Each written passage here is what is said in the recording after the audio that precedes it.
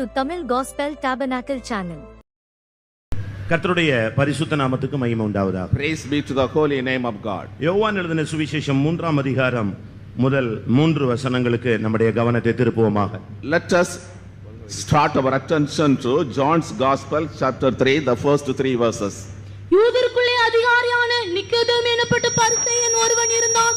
அவன் ராக்காலத்திலே இயேசுவினிடத்தில் வந்து, ரபி, நீ தேவனிடத்தில் வந்த போதகர் என்று அறிந்திருக்கிறோம்.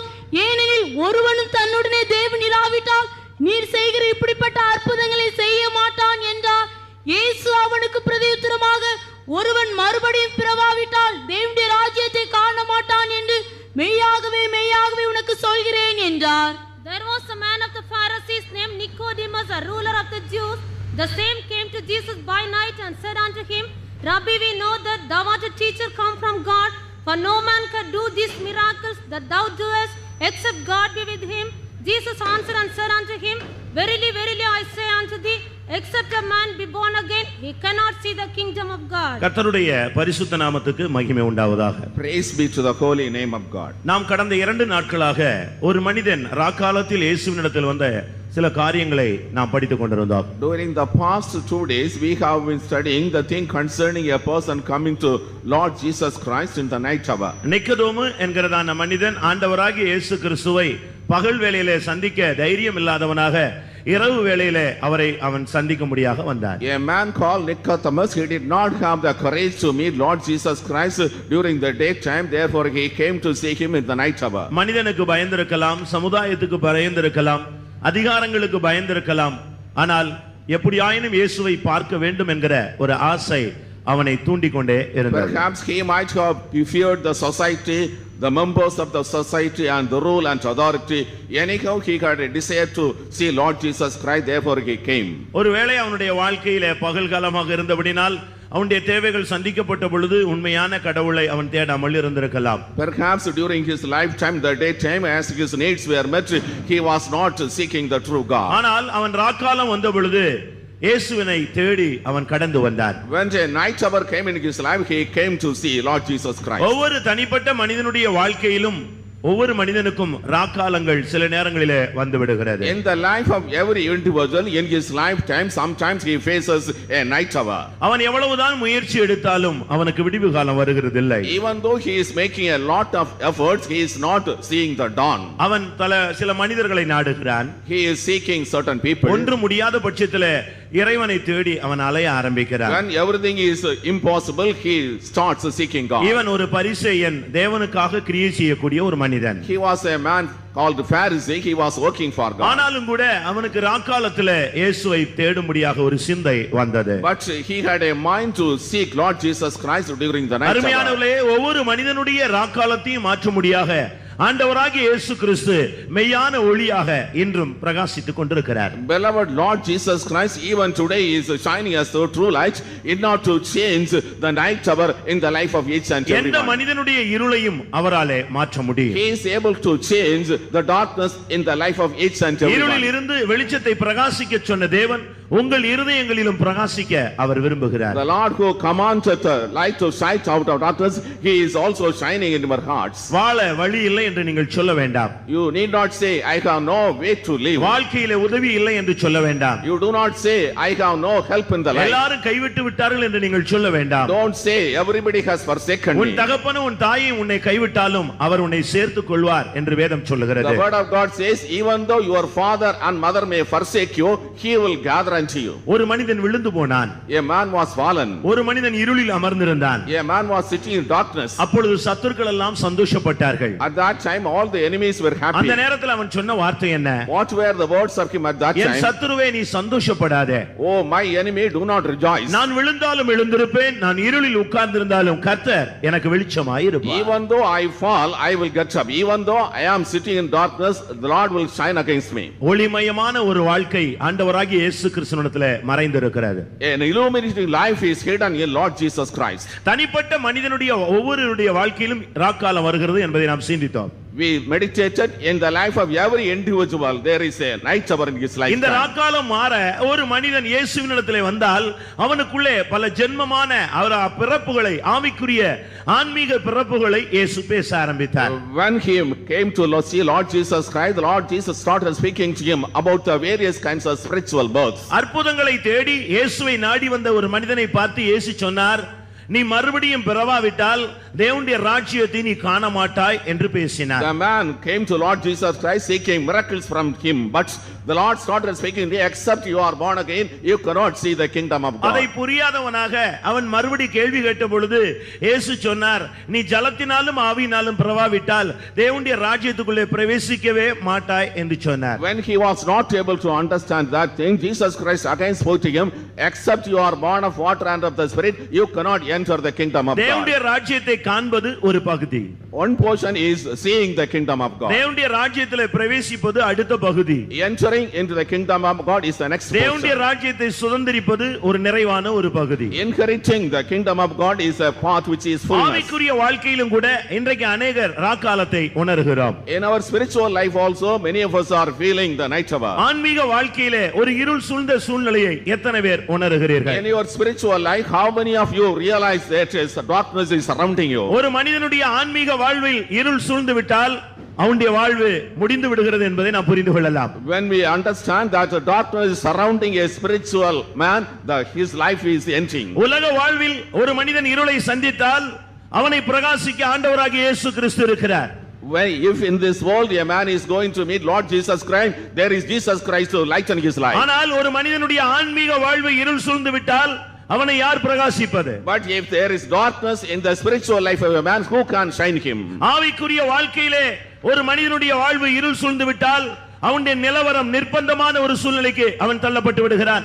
When in the spiritual life of a person darkness is surrounding, he comes to a very miserable state. இன்றைக்கு நீங்கள் பூமியிலே ஆன்மீக கருத்துக்கள் உள்ள அநேக தலைவர்களை பார்க்கலாம், அநேக மார்க்கங்களை நீங்கள் பார்க்கலாம். In the world you are able to see many people and religions and ways having many spiritual ideas. எந்த மனிதனுக்கு எந்த கருத்து ஒத்து போகிறதோ அந்த ஆன்மீக கருத்தை அவன் சரி என்று ஒத்துக்கொண்டு அதை பின்பற்றுகிறதை நாம் பூமியிலே பார்க்க முடியும். In the world we are able to see when a man finds which opinion is suitable to him, he follows that truth. இன்றைக்கு கிறிஸ்தவர்களுக்குள்ளே கூட ஆன்மீக வாழ்க்கையிலே பல குழப்பங்கள் இருப்பதை ராக்காலம் இருப்பதை நாம் இன்றைக்கு சிந்திக்க போகிறோம். Even among Christians we are going to meditate how these experiences of night is exhibited. இந்த மாலை வேளையில் கிறிஸ்தவர்களாக மாற்றப்பட்ட நம்மில் அநேகருக்கு உண்மையான சபை என்ன, உபதேசம் என்ன, சத்தியம் என்ன இவைகளை புரிந்து கொள்ளக்கூடிய வாய்ப்பு இல்லாமல் ஒரு ராக்காலம் போல பல சபைகளிலே சிக்கி தவிக்கிற அநேக தேவனுடைய ஜனங்களை நாம் பார்க்க முடியும். Today we are able to say many people of God, even though they are true Christians, they are not able to find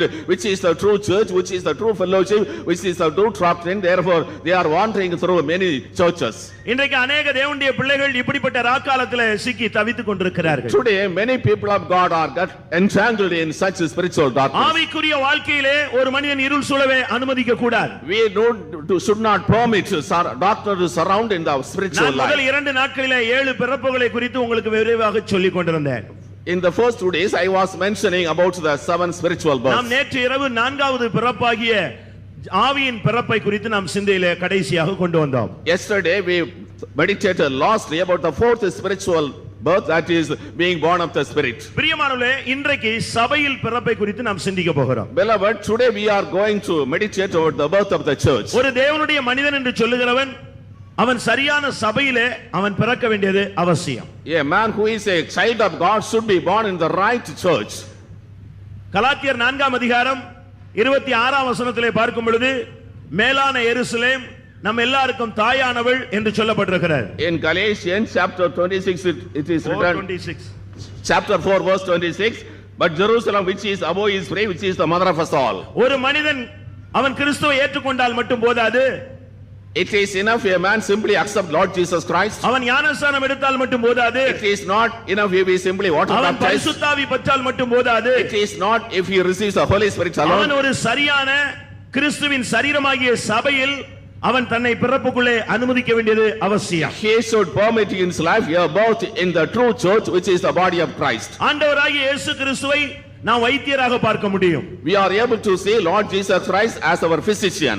ஆண்டவராகிய இயேசு கிறிஸ்து நல்ல மேய்ப்பராக நமக்கு வெளிப்படுகிறார். Lord Jesus Christ appears as a good shepherd unto us. நம்முடைய யுத்தங்களை நடத்தக்கூடிய ஒரு பராக்கிரமசாலியாக வெளிப்படுகிறார். He appears as a mighty man who is able to do the battles for us. நம்முடைய தேவைகளை சந்திக்கக்கூடிய அவர் சம்பூர்ண உள்ள ஒரு தேவனாய் வெளிப்படுகிறார். He appears as a God of fullness who is able to fulfill all our needs. நம்முடைய தேவன் நமக்கு ஒரு Jehovah நிசியாக வெளிப்படுகிறார். Our Lord Jesus Christ appears as a Jehovah Nissi to நம்முடைய us. தேவன் நமக்கு யெகோவா ஈரையாக அவர் வெளிப்படுகிறார். Our Lord appears as Jehovah Jireh to us. இப்படி பல விதங்களிலே ஆண்டவர் நமக்கு வெளிப்பட்டாலும் In these ways the Lord is appearing in many ways to us. ஒரு மனிதனுக்கு ஆண்டவராகிய இயேசு கிறிஸ்து வித்தியாசமான விதத்திலே தன்னை வெளிப்படுத்த விரும்புகிறார். To a person the Lord wishes to reveal himself in a different way. ஆவிக்குரிய வாழ்க்கையிலே ஒரு மனிதன் தெளிவாக போக வேண்டுமானால், If in spiritual life a man is to progress clearly, ஆன்மீக வாழ்விலே அவன் சரியாக வளர்ச்சியை அடைய வேண்டுமானால், if he is to attain the right spiritual growth in his spiritual life, அவன் கிறிஸ்தவனாக இருந்தாலும் சரி,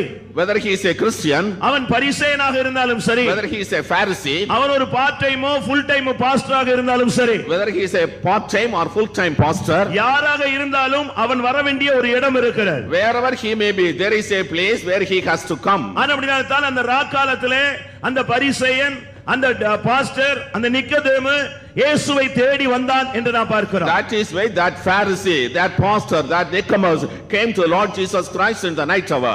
ஏன் அந்த பாஸ்டர் இயேசுவை தேடி வந்தார்? Why did that pastor come seeking ஏன் அந்த Jesus? பரிசேயன் இயேசுவை தேடி வந்தார்? Why did the Pharisee seek Jesus? நிக்கோதேமு என்று வெற்றி வாழ்வு வாழ்கிற மனுஷன் ஏன் இயேசுவை தேடி வந்தார்? Nicodemus, a man having victorious life, why he came to seek Jesus? அதிக உபவாசம் எடுக்கிற மனிதன் ஏன் இயேசுவை தேடி வந்தான்? A man who was fasting a lot, why did he come to தன்னுடைய Jesus? சம்பாத்தியத்திலே தசமபாகத்தை சரியாய் செலுத்தக்கூடிய மனிதன் ஏன் இயேசுவை தேடி வந்தான்? The man who is given tithes properly in his earnings, why he came to meet Jesus? அவனுடைய வாழ்விலே எருசலேமில் பிறக்க வேண்டும், சபையிலே பிறக்க வேண்டும் என்கிற ஒரு வாஞ்சை வந்துவிட்டது. He had desire in his life that he should be born in the church, he should be born in Jerusalem. இந்த இயேசுவை அப்போஸ்தலராக நாம் இன்றைக்கு பார்க்க போகிறோம். Today we are going to see Lord Jesus Christ as an apostle. எபிரேயருக்கு எழுதின நிருபம் 3ஆம் அதிகாரம் 1ஆம் வசனத்திலே நாம் வாசிக்கும் பொழுது, In Hebrew chapter 3, the first verse we நாம் read, அறிக்கை பண்ணுகிற அப்போஸ்தலர் ஆண்டவராகிய கிறிஸ்து இயேசுவை நாம் கவனித்து பாருங்கள் என்று சொல்லி இருக்கிறார். consider the apostle and high priest of our confession, Lord Jesus Christ. எபிரேயர் 3ஆம் அதிகாரம் 1ஆம் வசனம். Hebrew chapter 3, the first verse. இப்படி இருக்க பரமழைப்புக்கு பங்குள்ளவர்களாகிய பரிசுத்த சகோதரரே,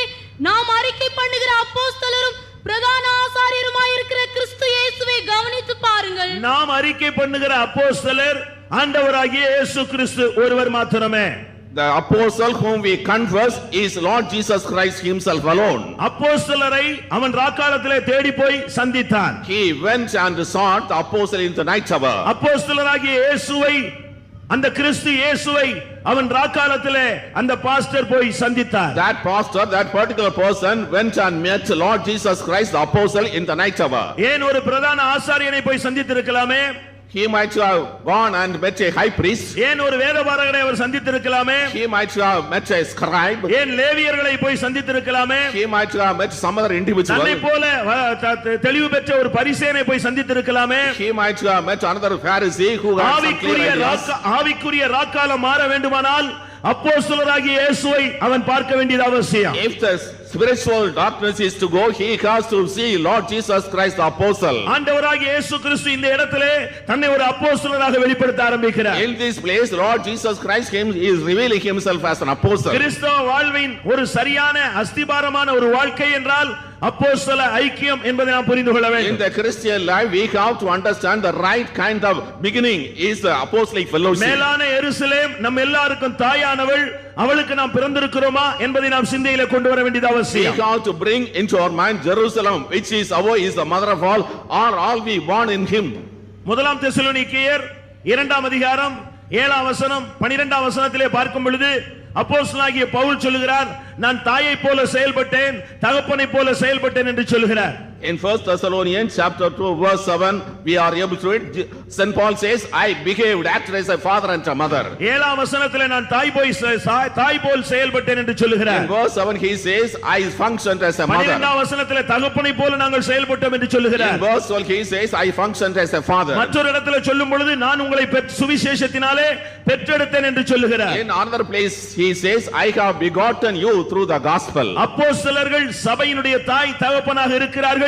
இந்த அப்போஸ்தல ஐக்கியத்திலே நீ ஜெனிப்பிக்கப்பட வேண்டியது அவசியம். The apostles are the father and mother of the church, therefore you should be born in this apostolic fellowship. இந்த அப்படியாதான் உன்னுடைய ஆவிக்குரிய ராக்காலம் நீங்க ஆரம்பிக்கும். Only then your spiritual darkness will be gone from you. எல்லாரும் இன்றைக்கு பல இடங்களிலே ஞானஸ்நானம் எடுக்கிறதை நாம் பார்க்கலாம். Today we are able to see people being water baptized in பல many இடங்களிலே places. ஜனங்கள் ஜெபிக்கும் பொழுது ஆவியானவர் இறங்குவதை நாம் பார்க்கலாம். We see when the people are praying in various places the spirit of God is descending. ஆனால் அந்த இடத்துல அப்போஸ்தலர்கள் இருக்கிறார்களா என்று தேடி பார்த்தால் அங்கே இல்லை. But when we examine whether apostles are there, we are not able to say there is no apostle there. சரியான சபையிலே நீங்கள் ஜெனிப்பிக்கப்பட வேண்டியது அவசியம். Beloved people of God, you should be born in the right church. அதனால தான் நான் சொன்னேன் நாம் அறிக்கை பண்ணுகிற அப்போஸ்தலர் ஆண்டவராகிய இயேசு கிறிஸ்து. That is why I said the apostle we confess is our Lord Jesus Christ. நான் ஒரு பாஸ்டர் என்று சொல்லிவிட்டு அவன் அப்போஸ்தலரை தேடாமல் விட்டு விடவில்லை. They are saying that he is a pastor, he did not stop seeking the apostle. நான் ஒரு பரிசேயன் என்று சொல்லி இயேசுவை தேடாமல் அவன் விட்டு விடவில்லை. Saying he is a Pharisee, he did not stop seeking Jesus Christ. அப்போஸ்தலராகிய அந்த இயேசுவை அவன் தேடி போய் சந்தித்து தன்னுடைய ராக்காலத்தை நீக்கும்படியாக வேண்டிக் கொள்கிறார். He sought the apostle Jesus Christ and met him in the light hour and prayed so that his night hour may be gone from his life. பிரியமானவர்களே, பலவிதமான ஊழியங்களுக்கு நாங்கள் எதிரானவர்கள் அல்ல. Beloved people of God, we are not against various kinds of ministries. மற்ற சுயாதீன பாஸ்டர்களுக்கும் நாங்கள் எதிரானவர்கள் அல்ல. We are not against the independent pastors. நாங்கள் எங்களுக்கு வெளியாக்கப்பட்ட சத்தியங்களை போதிக்க நாங்கள் கடமைப்பட்டிருக்கிறோம். We are duty bound to preach the things, the revelations which have been revealed to us. ஊழியங்களிலே வித்தியாசம் உண்டு, தேவன் ஒருவரே. God is one, but there are different kinds of ministries. அநேகரை ஆண்டவர் சுவிசேஷகர்களாக ஏற்படுத்துகிறார். The Lord is ordaining many people as evangelists. அநேகரை அவர் மேய்ப்பராக ஏற்படுத்துகிறார். He is ordaining many people as pastors. அநேகரை அவர் போதகராக ஏற்படுத்துகிறார். He is ordaining many people as teachers. அநேகரை அவர் சரியான விதத்திலே அவர்களை தீர்க்கதரிசிகளாக உருவாக்குகிறார். He is forming many people as prophets. ஆனால் ஒரு கூட்டத்தாரை அவர் அப்போஸ்தலராக ஏற்படுத்துகிறார் என்று வேதம் சொல்லுகிறது. The Bible says he is ordaining a group of people as apostles. பரிசுத்தவான்கள் தேவனுடைய ஜனங்கள் சீர்பொருந்த வேண்டுமானால் அந்த இடத்துல அப்போஸ்தலர் இருக்க வேண்டியது அவசியப்படுகிறது. For the perfection of the saints, for the perfection of the people of God, apostles are essential. ஜனங்கள் பரிசுத்தமாகும்படியாக சீர்படும்படியாக பரிசேயனை போய் பாருங்கள் என்று வேதத்திலே சொல்லவே இல்லை. In the Bible it is mentioned for the edification of the saints, for the sanctification of the saints, you go and see a Pharisee. தேவன் என்ன செய்கிறார்? What does God do? எபேசியர் 4ஆம் அதிகாரம் 12ஆம் வசனத்திலே பார்க்கும் பொழுது In Ephesians chapter 4 verse 12 we read, பரிசுத்தவான்கள் சீர்பொருந்து போட்டுட்டு கர்த்தர் சிலரை அப்போஸ்தலராக ஏற்படுத்தினார் என்று சொல்லி இருக்கிறார். For the perfecting of the saints he gave some as apostles we read. அதற்கு பின்பு போதகர் தீர்க்கதரிசிகள் பலர் இருக்கிறார்கள்.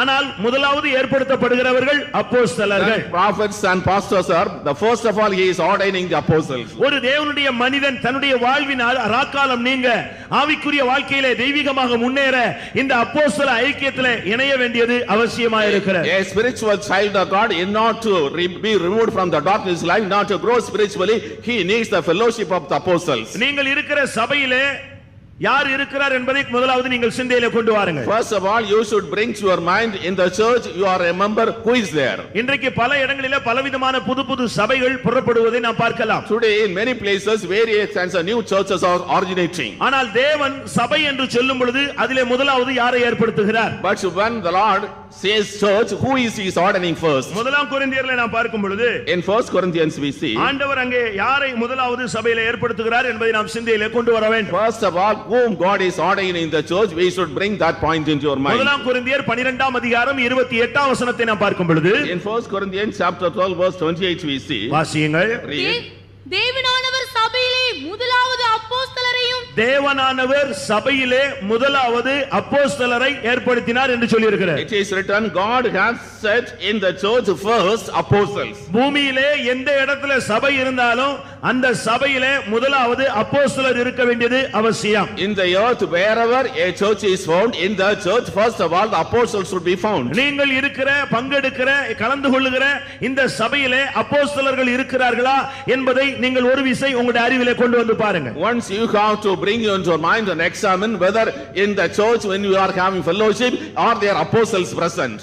யார் அப்போஸ்தலர் என்று நான் உங்களுக்கு பின்னாக விளக்கமாக சொல்ல விரும்புகிறேன். Later I will illustrate who is an apostle. பிரியமானவர்களே, இந்த அப்போஸ்தலர் இருக்கிற சபையிலே ஒரு மனிதன் இருந்தால்தான் ஆவிக்குரிய ரீதியிலே அவன் சரியான விதத்திலே தெய்வீகத்தின் நிறைவை அடைய முடியும். Beloved, only when a person in the church where there is an apostle he can grow spiritually. மேலான எருசலேம் என்கிறதான அந்த தெய்வீக சபையிலே நீ ஒரு அங்கத்தினராய் இருந்தால் அந்த சபையிலே அப்போஸ்தலர் இருக்கிறார்களா என்பதை நீ சிந்தித்து பார். If you are a member of the church Jerusalem which is above, you have to examine whether apostles are present there. அந்த அப்போஸ்தலர்கள் தான் தாய் தகப்பன். Those apostles are father and mother. ஏசாயா தீர்க்கதரிசன புத்தகத்திலே நான் பார்க்கும் பொழுது ராஜாக்கள் உன்னை வளர்க்கும் தந்தைகளும் தாய்களுமாக இருக்கிறார்கள் என்று சொல்லி இருக்கிறார். In the prophetical books of Isaiah it is written, the kings shall be your nursing fathers and mothers. ஒவ்வொரு அப்போஸ்தலரும் ஜனங்களை வணங்கக்கூடிய தாய் தந்தைகளாக இருக்கிறார்கள். Each apostle is a father and mother who are bringing up the children. நீங்கள் கலந்து கொள்கிற சபையிலே இந்த அப்போஸ்தலர் இருக்கிறார்களா? Beloved, in the church you have fellowship or there apostles present. இந்த அப்போஸ்தலர் இல்லாவிட்டால்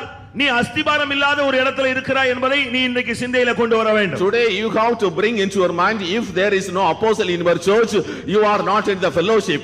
ஒரு வீட்டுக்கு அஸ்திபாரம் இல்லாவிட்டால் எப்படி இருக்கும்? If there is no foundation for a house, what it would be? பரலோக ராஜ்யம் என்பது அஸ்திபாரம் உள்ள ஒரு நகரம் என்று சொல்லப்பட்டிருக்கிறது. The kingdom of God is called a city which is having foundations. எபிரேயர் 11ஆம் அதிகாரம் 10ஆம் வசனத்திலே பார்க்கும் பொழுது தேவன் தாம் கட்டி உண்டாக்கின அஸ்திபாரம் உள்ள நகரம் என்று சொல்லப்பட்டிருக்கிறது. In Hebrew chapter 11 verse 10 it is written, it is a city which is built by with the foundations of God. எபேசியர் 2ஆம் அதிகாரம் 19 20 21 22 வசனங்களை நாம் பார்க்கும் பொழுது Ephesians chapter 2 verses 19 20 21 22 அப்போஸ்தலர் தீர்க்கதரிசிகள் என்பவருடைய அஸ்திபாரத்தின் மேலே நீங்கள் கூட்டி கட்டப்பட்டு வருகிறீர்கள். அதற்கு இயேசு கிறிஸ்து தாமே மூலைக்கல்லாக இருக்கிறார் என்று சொல்லப்பட்டிருக்கிறது. You are built on the foundation of the apostles and prophets and Jesus Christ himself is the chief cornerstone for it. பரலோக ராஜ்யத்திற்கும் அஸ்திபாரம் உண்டு, இந்த பூமியிலே காணப்படுகிற கிறிஸ்துவின் சரீரமாகிய சபைக்கும் அஸ்திபாரம் உண்டு. For the kingdom of God there is a foundation, even for the church the body of Christ which is in there is a foundation. பிரியமானவர்களே, தேவனானவர் முதலாவது சபையிலே அப்போஸ்தலரை ஏற்படுத்தினாரே, நீங்கள் இருக்கிற சபையிலே இந்த அப்போஸ்தலராகிய அஸ்திபாரம் இருக்கிறதா என்பதை சிந்தையிலே கொண்டு வாருங்க. Beloved people of God, God has set first of all apostles in the church, but in the church in which you are a member, are there apostles present? You have to bring that point into your mind. ஒரு ஏழு மாடு கட்டணம் இருக்கிறது என்று வைத்துக் கொள்ளுங்கள், அஸ்திபாரமே இல்லாமல் அது நிக்கிறது என்றால் யாராவது அதிலே ஏறி போவார்களா? There is a 7-story building there, but if there is no foundation, will anyone be courageous to? இன்றைக்கு அநேக சபைகள் அஸ்திபாரம் இல்லாத சபைகளாக பிரகாசித்துக் கொண்டிருக்கிறது. Today many churches are shining without the foundation. இதற்கெல்லாம் என்ன சம்பவிக்க போகிறது? What is going to happen to them? மத்தேயு எழுதின சுவிசேஷம் 7ஆம் அதிகாரத்திலே பார்க்கும் பொழுது In Matthew's Gospel chapter 7 we read, ஒரு மனிதன் மணலின் மேல் அஸ்திபாரம் போட்டு தன்னுடைய வீட்டை கட்டி எழுப்ப ஆரம்பித்தான். a man has laid the foundation upon the stone and started building his house. அதே இடத்துல இன்னொரு மனுஷன் கன்மலையின் மேல அஸ்திபாரம் போட்டு தன்னுடைய வீட்டை கட்ட ஆரம்பித்தான். In the same place another man laid the foundation on the rock and started building his house. திடீரென்று பெருமழை பெய்தது, பெரிய காற்று வீச ஆரம்பித்தது. All of the rain descended and the tempest blew. ஒரு பெரிய வெள்ளம் வந்து அந்த மணலின் மேல கட்டப்பட்ட வீட்டை தாக்கி அதை சேதப்படுத்தி இல்லாமலே ஆக்கிவிட்டது. The floods came, bet upon the house that was built upon that, it was destroyed completely. ஆனால் அந்த மழை பெய்த பொழுது கன்மலையிலே அஸ்திபாரம் போடப்பட்டதான அந்த வீடு அப்படியே அது நிலைத்திருந்தது. அவன் புத்தியுள்ள மனுஷன் என்று இயேசு சொன்னார். But the house which was built upon the rock was able to be remaining firm. Lord Jesus spoke, he was a man having wisdom. மணலின் மேலே அஸ்திபாரம் போட்ட மனுஷனை புத்தியில்லாத மனுஷனுக்கு ஒப்பிடுவேன் என்று இயேசு பேசினார். Jesus spoke, the man who laid the foundation upon the stone is a fool. ரெண்டு பேரும் ஒரே மாதிரி பணத்தை செலவழித்தார்கள். Both of them spent money in the similar way. ரெண்டு பேரும் அதிகமாக தங்களுடைய நேரத்தை பயன்படுத்தினார்கள். Both of them spent a lot of time for it. தங்களுடைய முழு எனர்ஜியை அதற்காக செயல்படுத்தினார்கள். They spent their entire energy for it. எத்தனையோ வருஷம் கஷ்டப்பட்டு அதை கட்டி முடித்தார்கள். They toiled for many years and completed it. ஆனால் எல்லாவற்றுக்கும் ஒரு முடிவு போல அந்த சோதனை வந்து அமைந்தது. The trial came as an end for everything. கடைசியாக நிலைத்து நின்றது யார்? Finally, what was the sound? அந்த கன்மலையின் மேலே அஸ்திபாரம் போடப்பட்டது. The foundation was laid upon the rock. வேதம் என்ன சொல்லுகிறது? What does the word of God say? அந்த கன்மலை ஞான கன்மலை ஆண்டவராகிய கிறிஸ்து இயேசு என்று சொல்லி இருக்கிறார். Lord Jesus Christ that God, our spiritual rock. அந்த இயேசு கிறிஸ்து அஸ்திபாரக்கல், அவர் ஒரு மூலைக்கல்லாக இணைக்கப்பட்டிருக்கிறார். Jesus Christ is the foundation stone, he is the cornerstone. அந்த கார்னர் ஸ்டோன்ல அந்த மூலைக்கல்லில் தான் அப்போஸ்தலர்கள் என்கிற அஸ்திபார கற்கள் இணைந்து கூட்டி கட்டப்பட்டு வருகிறது. Upon the cornerstone only foundations of apostles and prophets is laid and built. அஸ்திபார கற்களுக்கு மேலே மாளிகை முழுவதும் கூட்டி விசுவாசிகளாக இணைந்து அது கட்டப்பட்டு வருகிறது. Upon the foundations it is built as a mansion with the help of the believers upon it. இயேசு எந்த சூழ்நிலையிலே இந்த அஸ்திபாரம் இல்லாத தன்மையையும் அஸ்திபாரம் உள்ள தன்மையும் பேச ஆரம்பித்தார். Upon which situation Lord Jesus spoke about the foundation state and the foundation less state. அதற்கு முன்பாக உள்ள வேத வசனங்களை நீங்கள் உங்களுடைய கவனத்தை திருப்பி பாருங்கள். You turn your attention the verses that are before it. ஒரு மனிதன் வந்து இயேசுவிடத்தில் சொன்னான், ஆண்டவரே உம்முடைய நாமத்திலே நாங்கள் பிசாசுகளை துரத்தினோம். A man came to Lord Jesus said, we have cast devils in your name. இன்னொருவன் சொன்னான், உம்முடைய நாமத்திலே நாங்கள் தீர்க்க தரிசனத்தை சொன்னோம். Another man said, in your name we have prophesied. உம்முடைய நாமத்திலே அற்புதங்களை செய்தோம். In your name we did miracles. இதையெல்லாம் கேட்டுவிட்டு இயேசு சொன்னார், அக்கிரமை செய்கைக்காரரே நான் உங்களை அறியேன் என்று சொல்லிவிட்டார். Hearing all these things Jesus spoke, you that workers of iniquity depart from me. தீர்க்க தரிசனம் சொன்னது தப்பா? Is it wrong that they prophesied? பிசாசுகளை துரத்தினது தவறா? Is it wrong that they cast away devils? அற்புதங்களை செய்தது தவறா? Is it wrong that they did miracles? பிரியமானவர்களே, ஏன் இயேசு உங்களை அறியேன் என்று சொல்லிவிட்டார்? Why beloved Jesus spoke, I do not know you. எல்லாம் இயேசுவின் நாமத்தில் தான் நடந்து கொண்டே இருந்தது. Everything was happening in the name of Jesus only. ஆனால் அதிலே என்ன நடந்தது? But what happened in it? அங்கே அஸ்திபாரம் இல்லை. There was no foundation. அதனால்தான் தான் இயேசு சொன்னார், நான் உங்களை அறியேன். That is why Jesus said, I do not know you. கர்த்தாவே கர்த்தாவே என்று சொல்லுகிறவன் தேவனுடைய ராஜ்யத்திலே பிரவேசிப்பதில்லை, என் பிதாவின் சித்தத்தின்படி செய்கிறவன் எவனோ அவனே அதிலே பிரவேசிப்பான் என்று சொல்லிவிட்டு தான் அஸ்திபாரம் உள்ளதான வீடு, கன்மலை இல்லாவிட்டால் மணல், இதை குறித்து இயேசு பேசினார். He who says Lord, Lord shall not enter the kingdom of God, but who does the will of God alone will enter the kingdom of God. Saying this, he said to the parable about the rock and sand. நீங்கள் வருட கணக்காக ஒரு சபைக்கு காணிக்கையை நீங்கள் வாரி வழங்கி கொண்டிருக்கலாம். Perhaps you may be giving a lot of offerings to a particular church. வருட கணக்காக நீங்கள் ஊழியம் என்கிற பெயரிலே ஒரு சபையில இணைக்கப்பட்டிருக்கலாம். Perhaps you may have been appointed church for many years in the name of a pastor. அஸ்திபாரம் இருக்கிறதா?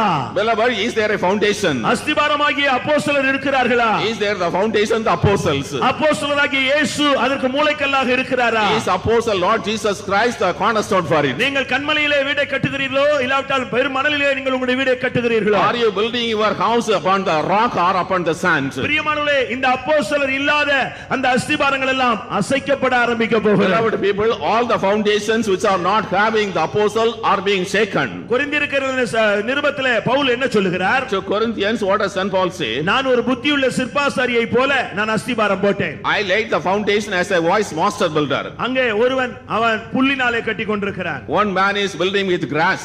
ஒருவன் வைக்கோலாலே கட்டி கொண்டிருக்கிறான். One man is building with hay. இப்படி எல்லாம் பல விதங்களிலே அவர்கள் கட்டுகிறார்கள். In many ways they are building it. முதலாம் கொரிந்தியர் 3ஆம் அதிகாரம் 10 11 12ல நீங்கள் இதை பார்க்கலாம். In 1 Corinthians chapter 3 verses 10 and 11 we can see. ஒருவன் மரத்தினாலே கட்டுகிறான், ஒருத்தன் புல்லினாலே கட்டுகிறான், ஒருத்தன் வைக்கோலினாலே கட்டுகிறான். A man is building with wood, another man with hay, another man with stubble.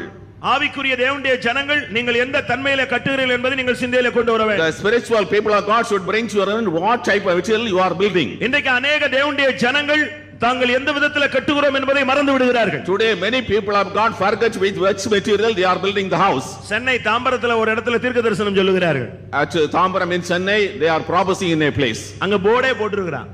The board is exhibited. இயேசுவின் நாமத்திலே இங்கே குறி சொல்லப்படும். In the name of Jesus soothsaying will be done. இயேசுவின் நாமத்திலே குறி சொல்றதாக போர்டே போட்டு வச்சிருக்காங்க. The board is exhibited in the name of Jesus soothsaying is done. அதனால தான் நான் நேத்து சொன்னேன், தீர்க்கதரிசிகளை தேடி போகாதே, நீயே தீர்க்கதரிசியாக மாறலாமே. That is why I said do not go seeking the prophets, you can become a prophet. உனக்குள்ளே தேவனுடைய சக்தி அபரிமிதமாக இருக்கும் பொழுது நீ ஏன் மற்ற இடங்களுக்கு தேடி அலைகிறாய்? When the power of God is abundantly present in you, why you should go and seek other people? உனக்குள்ள அஸ்திபாரம் இருந்தால் உன்னுடைய வளர்ச்சி சரியான விதத்திலே அமைந்துவிடும். If there is a foundation, your growth will be in the right type. அப்போஸ்தலனாகிய பவுல் அவர் சந்திக்கப்பட்ட பொழுது, when St. Paul the apostle was met, அந்த சிலுவை தரிசனம் கிடைத்த பொழுது, when he saw the vision of cross, அந்த பரம தரிசனத்துக்கு நான் கீழ்ப்படியாதவனாய் இருக்கவில்லை என்று சொல்லுகிறார். he said, I am not disobedient to the heavenly vision. என்ன நடந்தது? What happened? அவர் ஞானஸ்நானம் பெற்று பரிசுத்த ஆவி பெற்ற உடனே, when he saw a vision and received the Holy Spirit, அவருக்குள்ள ஒரு ஆசை வந்தது, உடனே ஊழியம் செய்யணும். he had said that he do ministry. உடனடியாக பைபிளை தூக்கி கொண்டு தாமதமின்றி இயேசுவே கிறிஸ்து என்று பிரசங்கம் பண்ண ஆரம்பித்தார். At once he took the whole holy Bible and started preaching Jesus Christ is the Lord. இன்னொரு இடத்துல சொல்லும் பொழுது, in other ways, அவர் என்ன சொல்லுகிறார்? what does he say? நான் முன்னே அப்போஸ்தலராக இருக்கிறவர்களிடத்தில் நான் ஆலோசனை பண்ணவில்லை.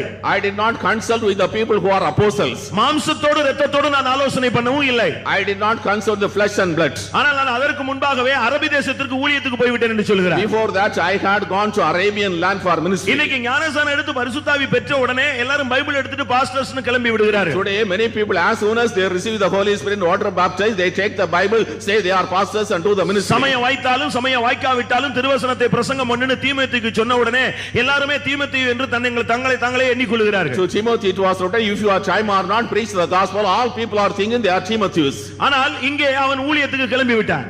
But there is no standard in that ministry. ஆனால் அதற்கு பின்பு அப்போஸ்தல ஐக்கியத்தை குறித்து கேள்விப்பட்டான். Then he heard about the apostolic fellowship. ஒரு பெரிய வல்லமை வாய்ந்த ஒரு ஊழியனாக பவுல் மாற்றப்பட்ட பின்பு அப்போஸ்தல ஊழியத்தின் மேன்மையை குறித்து கேள்விப்பட்ட உடனே அதற்கு அவன் இறங்கி வந்தான். After St. Paul heard about it, become a great servant of God, he heard about the apostolic ministry and he came and met them. அப்போஸ்தலர் 9ஆம் அதிகாரம் 27ஆம் வசனத்தில் பார்க்கும் பொழுது அப்போஸ்தலனாகிய பவுல் பர்னபா மூலமாக அப்போஸ்தலத்திலே அவன் அழைத்து கொண்டு போகப்பட்டான். In Acts of the Apostles chapter 9 verse 20, so apostle Paul through Barnabas was taken to the apostles. ஒரு சாதாரண ஒரு சுயாதீன பிரசங்கியாக இருந்தான பவுல் அப்போஸ்தலரோடு போய் இணைந்து கொண்டான் என்பதை நாம் பார்க்கலாம். We are able to say an independent preachers Paul joined with apostles. எப்படி சபையை விடுவது, எப்படி ஸ்தானத்தை விடுவதெல்லாம் யோசிக்க வேண்டாம். எப்படி அஸ்திபாரத்தில் போய் இணைகிறது என்பதை மாத்திரம் நாம் சிந்தித்தால் நலமாக இருக்கும். You should not think how I can lose my status and position, better think about joining the foundation. அப்படி சுயாதீனமாக ஊழியம் செய்ததான அப்போஸ்தலனாகிய பவுல் தான் எபேசியர் 2:20 சொல்லுகிறார், அப்போஸ்தல தீர்க்கதரிசிகள் என்பவர்கள் அஸ்திபாரங்கள் என்று பேசுகிறார். Paul who started the ministry in an independent way in the Ephesians say upon the foundation apostles and prophets the church is built. புதிய ஏற்பாட்டில் இருக்கிற அநேக நிருபங்கள் இந்த அப்போஸ்தலனாகிய பவுல் எழுதின நிருபங்கள். In the New Testament most of the epistles were written by this apostle Paul. அவர்தான் சொல்லுகிறார் அப்போஸ்தல தீர்க்கதரிசிகள் அஸ்திபார கற்கள். He himself apostles and prophets are the foundations. அதனால சரியான விதத்தில் விளங்கிக் கொள்ளுங்கள். அவன் தனியாக இருந்தவன், ஆனால் அஸ்திபாரத்தை குறித்து வெளிப்பாடு கிடைத்த உடனே அவன் இறங்கி வந்து சேர்ந்து விட்டான். Previously he was independent. When he got revelation about the fellow apostles he joined them. அநேகர் சொல்கிறார்கள் 12 அப்போஸ்தலர் தான் அதோடு முடிந்து விட்டது என்று சொல்கிறார்கள். Many people say along with the 12 apostles the history of apostles has ended. நீங்க வச்சிருக்கிற பைபிள்ல பாருங்க, ஒவ்வொரு நிருபங்களும் எழுதினது அப்போஸ்தலனாகிய பவுல் என்று சொல்லி இருக்கு. அப்ப இவர் 13வது அப்போஸ்தலர் என்பதை நீங்கள் சிந்தையில கொண்டு வரலாம். You read the Bible, it is written the epistles were written by apostle Paul. Therefore you have to bring to mind the apostle 13 St. Paul. அடுத்ததாக அப்போலோஸ் என்கிற ஒரு மனிதனை நீங்கள் பார்க்கலாம். We see a man called Apollos. அப்போஸ்தலர் 19ஆம் அதிகாரத்தில் அவர் ஒரு search நடத்தி கொண்டிருந்தார். In Acts of the Apostles chapter 19 he was leading a church. ஒரு வல்லமையான பிரசங்கி. He was a mighty speaker. ஆவியில அனல் பறக்கக்கூடிய பிரசங்கம் பண்ணி கொண்டிருப்பார். He was preaching in a fervent manner. ஒரு நாள் அப்போஸ்தலனாகிய பவுல் அந்த சர்ச்சை விசிட் பண்ணினார். One day apostle Paul visited that church. அந்த சர்ச்சை பார்த்த பொழுது அங்க யாருமே எல்லாரும் கை தட்டறாங்க, பாட்டு பாடுறாங்க, ஒரு பெரிய எழுப்புதல் போல தோன்றுகிறது. ஆனா பரிசுத்த ஆவியே கிடையாது. In that church the people were happily singing and praising God. There was a mighty revival, but there was no Holy Spirit. எல்லாம் கை தட்டறாங்க, எல்லாரும் அல்லேலூயா சொல்றாங்க, பட் அவங்களுக்குள்ள ஆவியின் அபிஷேகமே கிடையாது. They are clapping hands, they are saying hallelujah, but there is no anointing of the Holy Spirit. ஆனால் அவர் பெரிய எழுப்புதலான ஒரு சபை போல ஒரு தோற்றம். It appeared it was a revival church. ஆனால் நாட்கள் வந்த பொழுது, but as days passed by, ஆக்கில்லாவும் பிரிஸ்கில்லாவும் அவனை சந்தித்தார்கள். Archelaus and Priscilla met him. அப்போஸ்தலர் 18ஆம் அதிகாரம் 26ஆம் வசனத்துல ஆக்கில்லா பிரிஸ்கில்லா ரெண்டு பேர் போய் அப்போலோஸ் இடத்துல அப்போஸ்தல ஐக்கியத்தை குறித்து பேசினார்கள். Acts of the chapter 18 verse 26, the two people called Aquila and Priscilla met him and talked about the apostolic fellowship. அன்றையோடு அவர் பிரைவேட் ஊழியத்தை விட்டுவிட்டு நேரா அப்போஸ்தலரோடு வந்து இணைந்தார். முதலாம் கொரிந்தியர் 16ல பார்க்கும் பொழுது அப்போஸ்தலனாகிய பவுலோடு இணைந்து ஊழியம் செய்ததை பார்க்கலாம். On that day he left the independent church, joined the fellowship. In 1 Corinthians we read they were doing the ministry along with St. Paul. அதனால தான் அப்போஸ்தலனாகிய பவுல் சொல்லும் பொழுது நான் நட்டேன், அப்போலோ நீர் பாய்ச்சினான், தேவனோ விளையச் செய்கிறவர் என்று சொல்ல ஆரம்பித்தார். That is why St. Paul says I planted, Apollos watered, God gives the increase.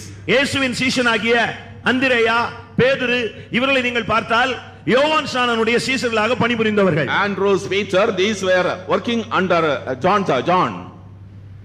யோவான் ஸ்நானனுடைய சீஷர்களாக They were the disciple John the Baptist. அப்படி அவர்கள் ஊழியம் செய்து பார்ட் டைமாக ஊழியம் செய்து கொண்டிருந்தார்கள். They were doing the part time ministry like that. ஆனால் மீன் பிடித்துக் கொண்டே இந்த வேலையிலும் ஈடுபட்டு They கொண்டிருந்தார்கள். were catching fish and doing the work. யோவான் எழுதின சுவிசேஷம் 1ஆம் அதிகாரத்தில் பார்க்கும் பொழுது In John's Gospel 1st chapter, ஒரு நாள் அந்த சீஷர்களோடு யோவான் நின்று கொண்டிருந்த பொழுது one day when John was standing with the disciples, திடீரென்று இயேசு கிறிஸ்து அந்த பகுதி வழியாக கடந்து போனார். all of a sudden Jesus Christ went by that way. உடனே அவரை பார்த்து யோவான் ஸ்நானகன் சொன்னான், இதோ உலகத்தின் பாவங்களை சுமந்து தீர்க்கிற தேவாட்டுக்குட்டி. At once John the Baptist, he is the lamb of God which takes away the sin of the world. அந்த வார்த்தையை அவன் கேட்ட உடனே When he heard those words, அந்திரேயா உடனே அப்படியே இயேசுவுக்கு பின்னாக நடக்க ஆரம்பித்தான். Andrew started following Jesus Christ. யோவான் எழுதின சுவிசேஷம் 1ஆம் அதிகாரம் 36, 37, 38, 39 வசனங்களை நீங்கள் பார்த்துக் கொள்ளுங்கள். In John's Gospel chapter 1 verses 36, 37, 38, 39. அவருடைய சீஷரில் ஒருவனாகிய அந்திரேயா இயேசுவுக்கு பின்னாகவே நடக்க ஆரம்பித்து One விட்டான். of the disciples, Andrew, started following Jesus Christ. அவன் ஒரு காலத்துல யோவான் ஸ்நானனுடைய சீஷனாக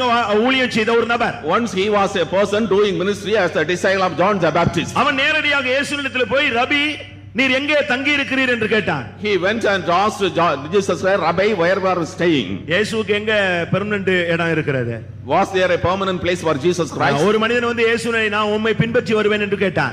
One person told Jesus Christ, I want to follow நீர் you. எங்கே போனாலும் உம்மை பின்பற்றி வருவேன். Wherever you go, I will follow you. இயேசு சொன்னார், நரிகளுக்கு குழிகள் உண்டு, Jesus, the foxes have holes, பறவைகளுக்கு கூடு உண்டு, the birds have nests, மனுஷகுமாரனுக்கோ தலை சாய்க்க இடமில்லை என்று சொன்னார். but the Son of Man has nowhere to lay his head. அதை கேட்ட உடனே அப்படியே அவன் பின்வாங்கி போனான் என்று நாம் பார்க்கலாம். Hearing that, he turned back, we read. இந்த அந்திரேயா வந்து கேட்ட பொழுது When this Andrews came and asked, இயேசு சொன்னார், நீ வந்து பார் என்று சொன்னார். Jesus, oh, come and see. அந்த ஒரே ஒரு இரவு அந்த அப்போஸ்தலனாகிய இயேசுவோடு அவன் தங்கி இருந்தான். For only one night he went and stayed with Jesus Christ the apostle. அந்த ஒரு நாள் தங்கிவிட்டு After staying for one அடுத்த day, நாள் அவன் புறப்பட்டு போகும்பொழுது பேதுருவை பார்த்தான். when he started going, he met Peter. அங்க என்ன?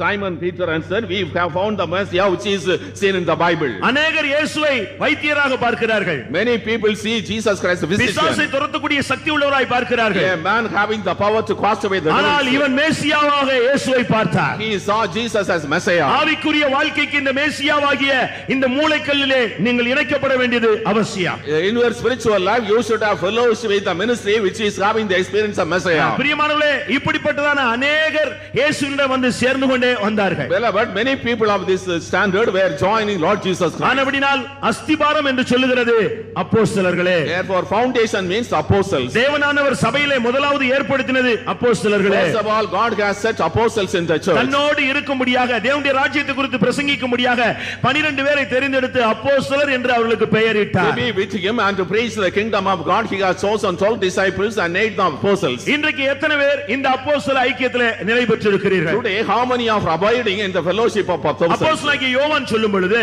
When he says to John, அப்போஸ்தலனாகிய யோவான் சொல்லும் பொழுது Apostle John says, அங்க என்ன சொல்லுகிறார்? what does he say? எங்களுடைய ஐக்கியம் பிதாவோடும் அவருடைய குமாரனாகிய கிறிஸ்து இயேசுவோடும் இருக்கிறது. Our fellowship is with Father and his Son, Lord Jesus நீங்கள் Christ. எங்களோடு ஐக்கியம் உள்ளவர்களாகும்படி நாங்கள் உங்களை வேண்டிக் கொள்கிறோம் என்று சொல்லுகிறார். We enter so that you may have your fellowship with us. ஆனபடியால் தயவு செய்து அஸ்திபாரம் இல்லாத இடத்தில் இருந்தால் அஸ்திபாரத்திலே உங்களுடைய இணைப்பை நீங்கள் புதுப்பித்துக் கொள்ள வேண்டியது அவசியம். Therefore, if you are in a place where there is no foundation, you come to your fellowship within the place where there is a foundation. அந்த பரிசேயன் அப்போஸ்தலரை தேடி வந்தான். That Pharisee came seeking the apostle. ஏன் அவனுக்கு வேதபாரனை தெரியாதா? Oh, he did not the scriptures. பிரதான ஆசாரியர்களை தெரியாதா? He did not know the high priest. கமாலியலை தெரியாதா? He did not know the Samaritans. Gamaliel. படித்த அவன் எல்லாரும் தெரியும். He knew ஆனால் everything. அவனுக்கு தேவை அஸ்திபாரமாகிய இயேசு கிறிஸ்து. But what he wanted was Lord Jesus Christ the apostle. அப்போஸ்தலராகிய இயேசு கிறிஸ்து அவனுக்கு தேவை. He needed Lord Jesus Christ the apostle. பிரியமானவர்களே, இந்த பழைய ஏற்பாட்டிலும் புதிய ஏற்பாட்டிலும் உள்ள ஊழியத்திலே ஒரு பெரிய வித்தியாசம் இருக்கிறது. Beloved, there is a difference between the Old Testament ministry and New Testament ministry. யார் அப்போஸ்தலர் என்பதை நான் உங்களுக்கு சொல்ல விரும்புகிறேன். I want to tell who are the apostles. அந்த அஸ்திபாரம் என்ன என்பதை உங்களுக்கு விளக்க விரும்புகிறேன். I want to explain what is the meaning of foundation. ஒருவேளை நீங்கள் எல்லாரையும் அப்போஸ்தலர் என்று எண்ணிக்கொண்டிருக்கலாம். You may be thinking that all people are apostles. ஏனென்றால் அப்போஸ்தலிக் சர்ச் என்று சொன்ன உடனே நீங்கள் அவர்கள் அப்போஸ்தலர் என்று நீங்கள் எண்ணிக்கொண்டிருக்கலாம். When their name is apostolic church, you may think they are apostles. சர்ச்சுகளுக்கு பெயர் வைக்கிறதுக்கு பஞ்சமே கிடையாது. There is no shortage of naming the churches. எவ்வளவோ பேர்கள் இருக்கிறது. There are so many names. அதெல்லாம் சொன்னா விசித்திரமாக இருக்கும். It is wonderful to tell the names. இன்னைக்கு ஒரு சிலர் தங்களுடைய பிள்ளைகளுக்கு வித்தியாசமான பெயர் வைக்கிறதெல்லாம் நீங்க பார்க்கலாம். Today some people are naming their children in different ways. ஒரு ராக்கெட் ஒரு செயற்கைக்கோள் கீழே விழுந்தது. ஒரு செயற்கை satellite. That was a satellite. அது கீழே விழுந்தது. It fell down. அதுக்கு பேர் என்ன தெரியும் இல்லையா? What was its name? அத ஒருத்தன் கண்டுபிடிச்சான். A person found it. அவன் பேர் வந்து shoe maker. His name was Shoemaker. அந்த சேட்டலைட்டுக்கு அந்த பேர் தான் வச்சிருந்தாங்க. The name of satellite was Shoemaker. கொஞ்ச நாளைக்கு முன்னால அது விழுந்தது நம்ம எல்லாருக்கும் தெரியும். We know a few days back it fell. Shoe மேக்கர்னா என்னன்னு தெரியுமா அர்த்தம்? Do you know what is the meaning of shoemaker? செருப்பு உருவாக்குறவன் அர்த்தம். The man who makes his chappals or shoes. இப்படி தான் இன்னைக்கு अनेகர் பேர் வைக்கிறார்கள். Likewise people are giving names. அதுபோல अनेக சபைகளுக்கு இன்னைக்கு வித்தியாசமான பேரை வைக்கிறாங்க. They are giving different kinds of names to various churches. தமிழ்நாட்டுல ஈரோடு சைடுல ஒரு பேர் இருக்கு. ஒரு சர்ச்சுக்கு பேரு 2x2. In Erode district Tamil Nadu there is a church is a 2x2. ஜவுளி கடையில போனீங்களாலும் 2x2 ன்னு ஒரு துணி இருக்கு. There is a cloth called 2x2. அப்படினா என்ன அர்த்தம்? What does it mean? இயேசு ரெண்டு பேரா அனுப்புனாராம். அதனால 2x2. Jesus sent in batches of 2. That is 2x2.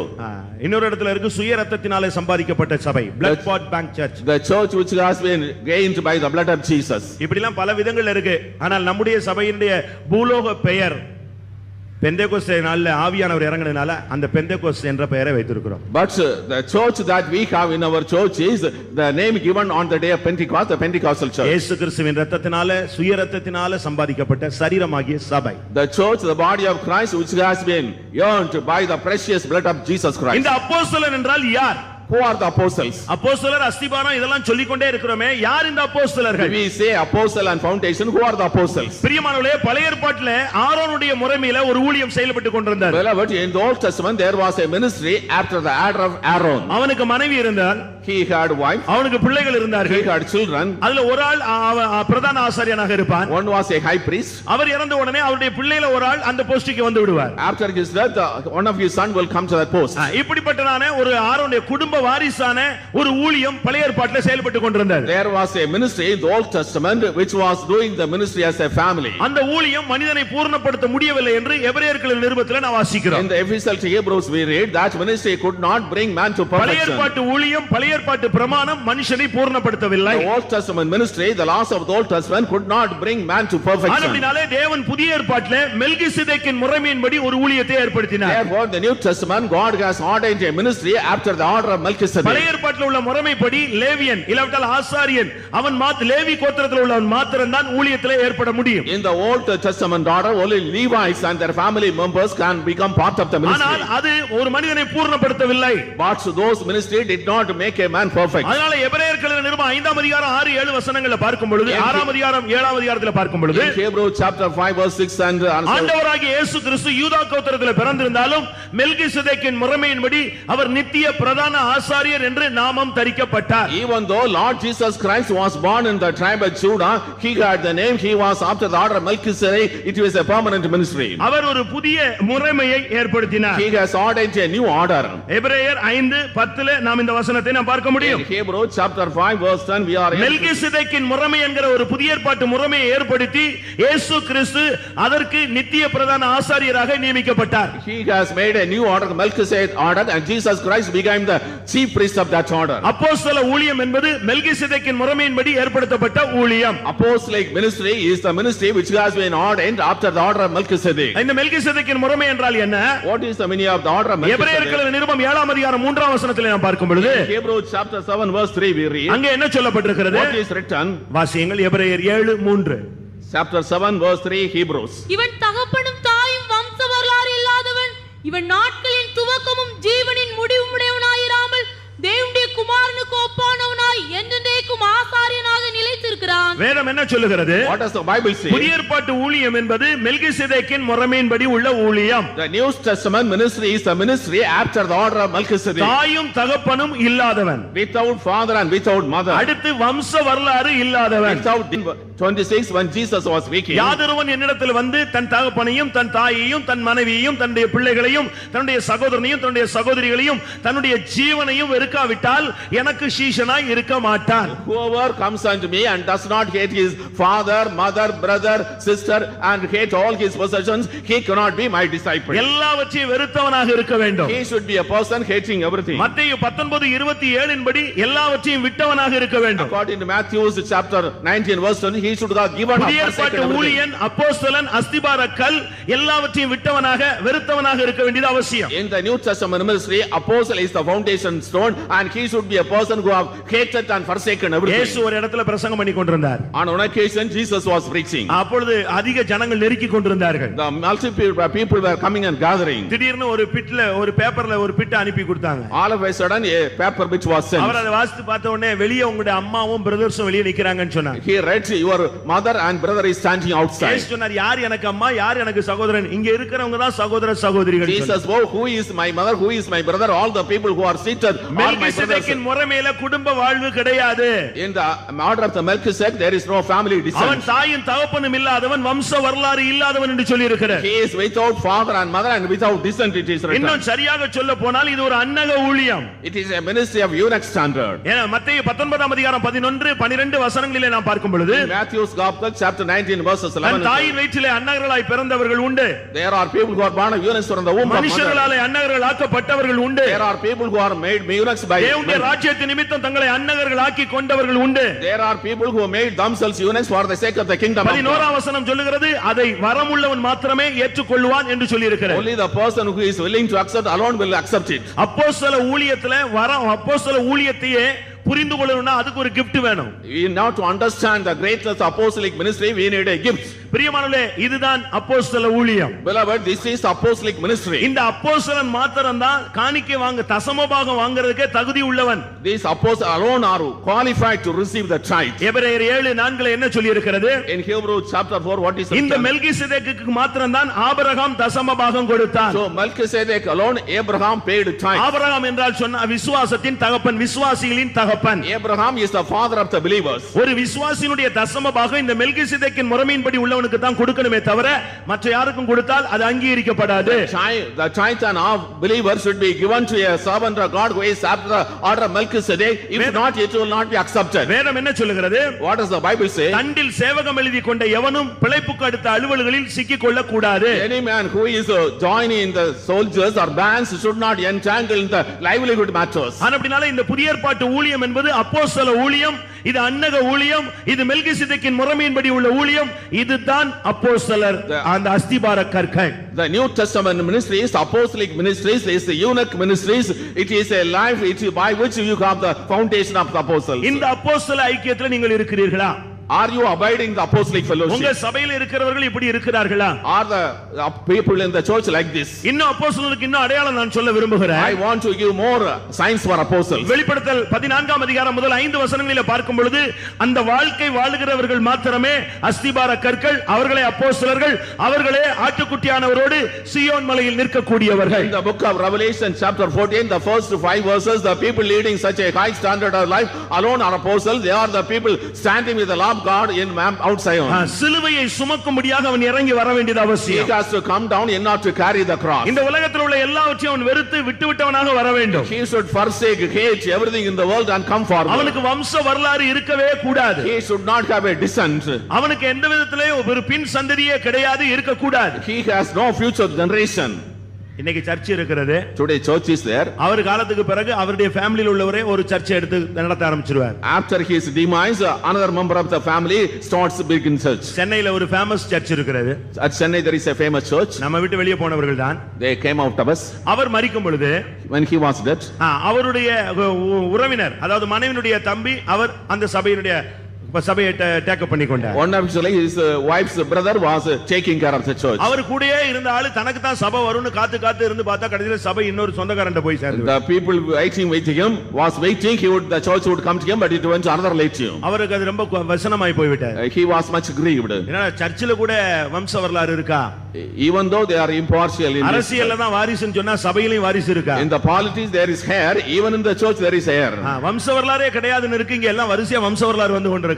There is no descent, it is written, but there is generations here. அவர் ஒரு 400 பேரை சேர்த்துக்கொண்டு அவர் ஒரு தனி சபையை தொடங்கி விட்டார். He started 4 people and began a new church. பிரியமானவர்களே, இது மெல்கிசேதேக்கின் முறைமையா?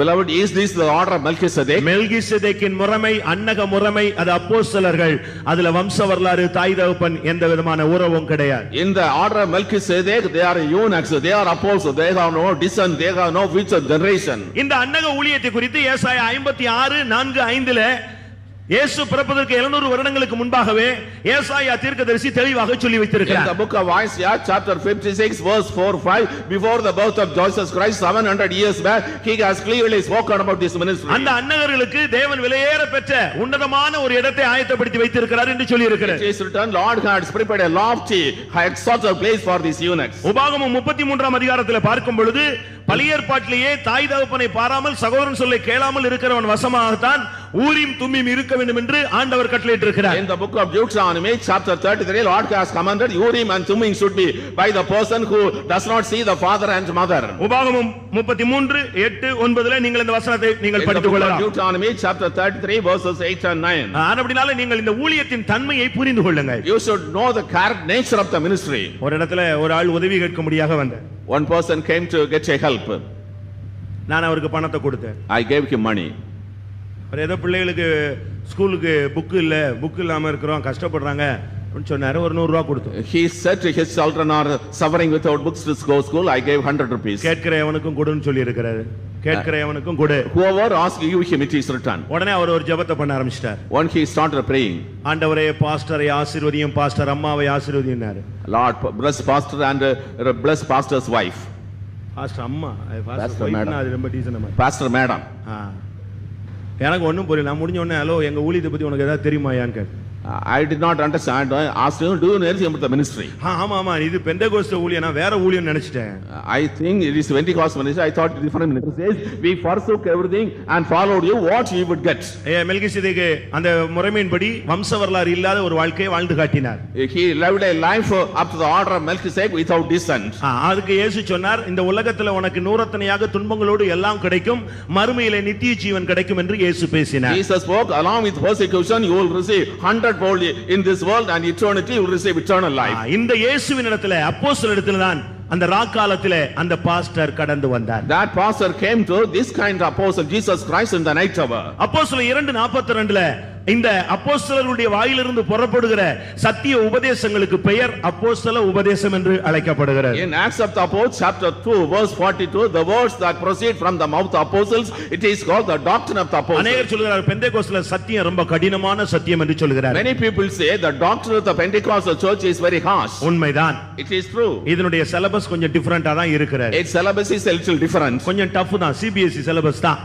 It is difficult because CBSE syllabus. ஆனால் உங்களை ஸ்டாண்டர்ட் லைஃப்க்குள்ள கொண்டு போகும்படியாக பிரயாசப்படுகிறோம். But we are striving so that you may brought to a life of standard. உபதேசம் என்பது சட்டம். The doctrine is the law.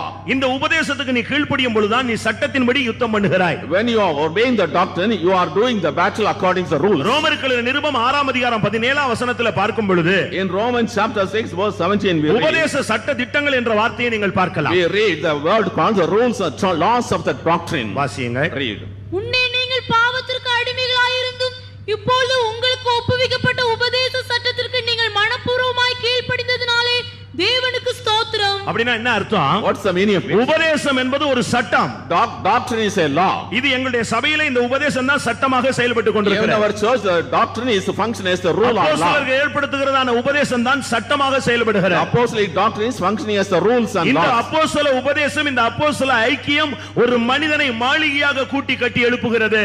In the apostolic doctrine and fellowship people are being built as mansion. எபேசியர் 2:20, 21, 22 என்ன சொல்கிறது? Ephesians chapter 2 verses 22 23. அப்போஸ்தல தீர்க்கதரிசிகள் என்பவருடைய மேலே நாம் ஒரே நகரத்தாராய், ஒரே வீட்டாராய், ஒரே மாளிகையாய், ஒரே வாசஸ்தலமாய் கூட்டி கட்டப்பட்டு You வருகிறோம். are being built upon the foundation of the apostles, prophets, as a city, as a big mansion, as a great building. இந்த சபையில நீ பிறந்து விட்ட பின்பு You should have been born in the church. அடுத்ததாக நீ தேவனால் பிறந்தவனாக வாழ்ந்து காட்ட வேண்டியது Then அவசியம். you have to prove that you are being born of God. நீ ஒரு பெண்டிகாஸ்ட் சர்ச்சில் ஒரு மெம்பரா மாறினது பெரிய சாதனை அல்ல. It is not a great achievement that you became a member of the Pentecost church. ஒருவேளை சிபிஎம் பெற்றோர்களுக்கு நீங்கள் பிறந்திருக்கலாம். Perhaps you are born to CPM parents. ஆனால் நம்முடைய லைஃப்ல நாம் கிறிஸ்துவுக்கு தேவனுக்கு பிறந்தவர்களை வெளிப்படுத்தி காட்ட வேண்டியது அவசியம். But we should reveal in our life that we are born to Christ. இதுதான் ஆறாவது பிறப்பு. This is the sixth birth. இதுதான் ஒரு விசுவாசியினுடைய நிறைவான ஒரு வாழ்க்கை. This is the fullness of the standard life ஏழாவது of பிறப்பு Christ. சீயோனின் பிறப்பு. நாளை அதை குறித்து நீங்கள் சிந்திப்பீர்கள். The seventh birth is a birth in Zion. We shall meditate tomorrow. ஒரு மனிதன் சீயோனிலே பிறக்க வேண்டுமானால் அவன் பிரதிஷ்டை உள்ளவனாக,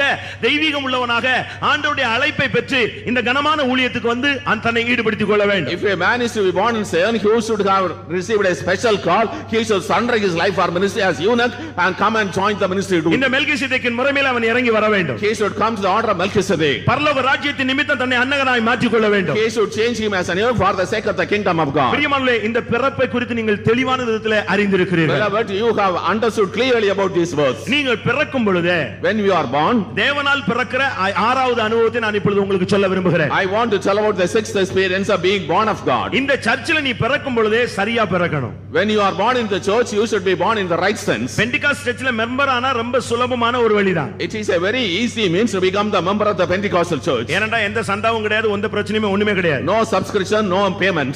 ஒருத்தர் வந்து கேட்டா நான் எவ்வளவு சந்தா செலுத்தணும் இந்த சபைக்கு சேரணும். One person asked how much subscription I should pay to become a member. Life மாறி கிறிஸ்துவ போல மாறணும் நீ ஒப்பு கொடுத்து வந்தா அதுதான் சந்தா. If you want to become Christ like, that is the subscription. ஆனால் இந்த லைஃப்ல நீ பிறக்கும் பொழுது, When you are born in this இந்த lifetime, சபையில நீ பிறக்கும் பொழுது, when you are born in the church, நீ சரியான விதத்துல பிறந்து விட வேண்டியது அவசியம். it is necessary you should be born in the right manner. ஞானஸ்நானம் எடுத்தா அடுத்த செகண்ட் நீ பரிசுத்தாவிக்கு நிரப்புவதற்கு நீ ஒப்பு கொடுக்க வேண்டியது அவசியம். When you are water baptized, next second you should surrender for Holy Spirit. ஞானஸ்நானம் எடுத்து இயேசு கரையேறின உடனே வானம் திறந்து ஆவியானவர் புறாவின் ரூபத்தில் அவர் மேல் வந்து இறங்கினார். When Jesus Christ was water baptized, came to the shore, the Spirit of God descended upon the form of a dove. ஞானஸ்நானம் பெற்று பரிசுத்தாவி நீங்க அபிஷேகம் பெறாம நீங்க நாட்களை கடத்தி கொண்டே போவீர்களானால் நீங்கள் அபிஷேகம் பெறாத விசுவாசிகளாக சபையிலே இருந்து விடுகிறீர்கள். Even though you are water baptized, you are not receiving the Holy Spirit, you are people members without receiving the Holy Spirit in the church. நீ ஊழியம் செய்யலாம், காணிக்கை கொடுக்கலாம், தசமபாகம் கொடுக்கலாம், ஆனா பரலோக ராஜ்யத்துக்கு போகாத ஒரு விசுவாசியா இந்த சபையில நீ இருப்பாய். You may do ministry, you may pay offerings and tithes, but you are a believer who has no entry to the kingdom of God. ஞானஸ்நானமும் பரிசுத்தாவி ரெண்டு subject. Water baptism and Holy Spirit, two subjects. இந்த ஒரு subject fail ஆயிட்டா நீ attempt தான். If you fail in one subject, you fail. நீ ஞானஸ்நானம் எடுத்துட்டேன்னு சொல்றதல்ல, நீ பரிசுத்தாவின் அபிஷேகத்தை நீ பெற்றிருக்க வேண்டும். It is not that you are water baptized, you should have received the anointing of the Holy Spirit. ஞானஸ்நானம் எடுக்கும் பொழுது இந்த சரீரமாகிய சபையிலே உலகத்தில் உள்ள சபையிலே நீ ஒரு அங்கத்தினன். When you are water baptized, you are a member of the church which is in this church. பரிசுத்தாவி பெறும் பொழுது ஆட்டுக்குட்டியானுடைய ஜீவ புத்தகத்தில் உன்னுடைய நாமம் எழுதப்படுகிறது. பரலோக ராஜ்யத்திலே நீ ஒரு அங்கத்தினனாக மாற்றப்படுகிறாய். When you are receiving the Holy Spirit, your name is written in the Lamb's book of life. You are a member of the church in heaven. இந்த சபையில நீ எப்படி பிறந்திருக்கிறாய்? How you are born in this church? இத்தனை வருஷம் இந்த சர்ச்சில மெம்பரா இருக்கீங்களே, நீங்க எந்த விதத்துல பிறந்து வளர்ந்து கொண்டு வருகிறீர்கள்? How many years you are in the church? In what manner you are born and being grown up? எரேமியா முதலாம் அதிகாரம் 5ஆம் வசனத்திலே பார்க்கும் பொழுது உன் தாயின் வயிற்றிலே உன்னை உருவாகும் முன்னே நான் உன்னை தீர்க்கதரிசியாக ஏற்படுத்தினேன் என்று ஆண்டவர் பேசுகிறார். In the book of Jeremiah chapter 1:5 verse, the Lord says, even if you were formed in the womb of mother, I have ordained as a சபையில prophet. நீ பிறக்கும் பொழுது தீர்க்கதரிசியாக பிறந்து வர வேண்டும். When you are born in the church, you should be born as a prophet. ஏசாயா 49:5 பார்க்கும் பொழுது In the book of Isaiah chapter 49 தாயின் வயிற்றிலே நான் உன்னை தாசனாக ஏற்படுத்தினேன் என்று ஆண்டவர் the சொல்கிறார். Lord says, I have made you as a servant. நியாயாதிபதிகளில் நாம் பார்க்கும் பொழுது In the book of Judges we read, அவன் தாயின் வயிற்றிலே பிறந்தது முதல் அவன் நசரேயன் என்று சொல்லப்பட்டிருக்கிறார். when he was formed the womb of mother, he was a Nazarite. மத்தேயு 19ஆம் அதிகாரத்தில் சொல்லி இருக்கிறது தாயின் வயிற்றிலே பிறக்கும் பொழுதே அவன் அன்னகனாக பிறந்திருக்கிறார் In என்று சொல்லி Matthew இருக்கிறார். chapter 90, when he was formed in the womb of mother, he was born as a eunuch. இந்த சபையில நீ பிறக்கும் பொழுதே ஒரு தீர்க்கதரிசியாக, ஒரு தாசனாக, ஒரு சீயோனின் அழைப்பு உள்ளவனாக, எருசலேமின் வெளிப்பாடு உள்ளவனாக நீ இந்த சபையிலே உருவாக்கப்பட வேண்டும். When you are born in the church, you should be born as a prophet, you should be born as a person having high call of Zion, and you should be born as a eunuch. இந்த சர்ச்சுக்கு நீ ஒரு சாதாரண member தேவையே கிடையாது. We don't want ordinary members in the நீ church. இந்த சர்ச்சில ஒரு குருடனாக பிறந்து விட கூடாது. You should not be born as a blind man in the நீ இந்த church. சர்ச்சில ஒரு சப்பானியாக பிறந்து விட கூடாது. You should be born and not born as a cripple in the church. இன்னைக்கு अनेक சர்ச்சுகள்ல இப்படி தாயின் வயிற்றில பிறக்கும் பொழுதே சப்பானி சப்பானிகளாக, குருடர்களாக, ஊனமுள்ளவர்களாக அநேகர் சபையில பிறந்து விடுகிறபடினால சபையில எழுப்புதல் இல்லை. Today, because when they are born in the church, they are born as blind, cripples and deformed, there is no revival in the church. தன் தாயின் வயிற்றிலிருந்து பிறந்தது முதல் சப்பானியாக இருந்த மனுஷனை குறித்து அப்போஸ்தலர் 3ஆம் அதிகாரத்தில் நீங்கள் படிக்கலாம். In the Acts of Acts chapter 3, we read about a person who was born crippled right from the womb of the mother. அவன் சபையில பிறந்திருக்கிறான், பட் அவன் ஒரு சப்பானி. He might be the member of the church, but he is a lame person. இப்படி அநேகர் சபையில பிறந்து சபையை கலக்கி கொண்டிருக்கிறார்கள். சபையினுடைய வளர்ச்சி தடைபடுகிறது. Many are born in the church, they are troubling the church, the growth of the church is stopped. இந்த சபையில நீ தேவனாலே நீ பிறந்திருக்க வேண்டும். In the church you should be born of God.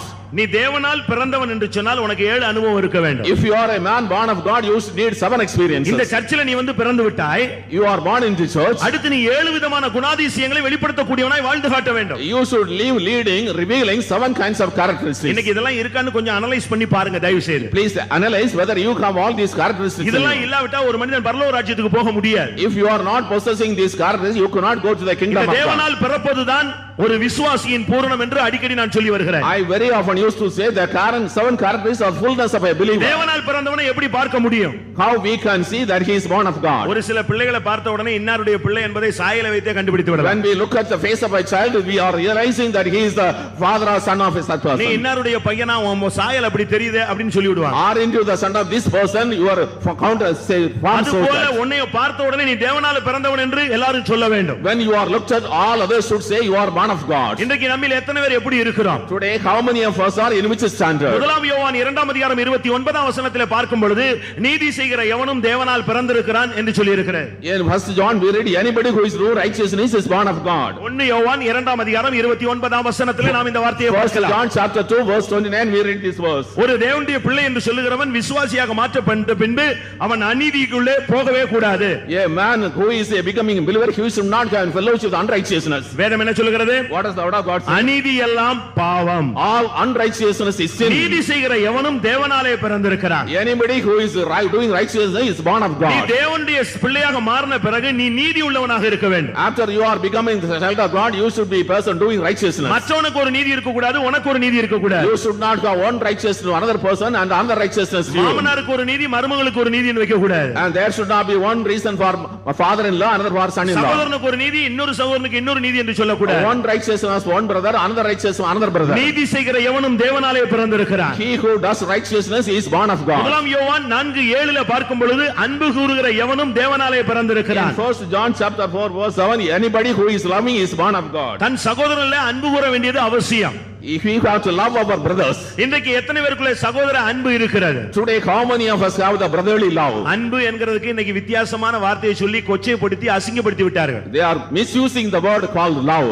இயேசு கிறிஸ்து நம்மை நேசித்து ஜீவனை கொடுத்தாரே, அதுக்கு பேர் தான் அன்பு. Jesus Christ loved us and gave his life, that is the meaning of love. மறுதலித்து சபித்து சத்தியம் பண்ணி இந்த ஊழியமே வேண்டாம் என்று போன மனிதனை பார்த்து இயேசு சொன்னார், நீ என்னை நேசிக்கிறாயா? அப்படியானால் என்னுடைய ஊழியத்தை செய் என்று. Looking at the man who denied Jesus Christ, cursed him, said, do you love me?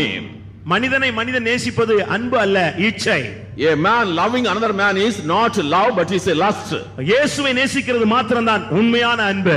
The way in which we love Jesus is the true love. இன்னைக்கு பெற்ற தாய் தகப்பன் மேல அன்பில்லாத பிள்ளைகளை நாம் பார்க்க முடிகிறது. Now we are seeing children who are not having love upon the கட்டின parents. புருஷன் மேல கட்டின மனைவி மேல இன்னைக்கு அநேகருக்கு அன்பு கிடையாது. The husband is not having love upon the wife, wife not having love upon the நான் husband. பெற்ற பிள்ளைகளையே அன்பில்லாமல் தூக்கி குப்பை தொட்டியில போட்டு போகிற பெற்றோர்களை நாம் இன்றைக்கு பார்க்கலாம். We are able to see parents who are not loving the children but casting in the நீ dustbin. விசுவாசியாக மாறின பின்பு உன்னுடைய தாயை எப்படி நேசிக்கிறாய்? When you become a believer, how you love your father? உன்னுடைய தகப்பனை எப்படி நேசிக்கிறாய்? How you love your mother? உன்னுடைய குடும்பத்தை எப்படி நேசிக்கிறாய்? How you love family members? அந்த சகோதரனிடத்தில் அன்பு கூறாதவன் காணாத தேவனிடத்தில் எப்படி அன்பு கூறுவான்? He that does not love the seen brother, how he can see, believe the seen unseen God?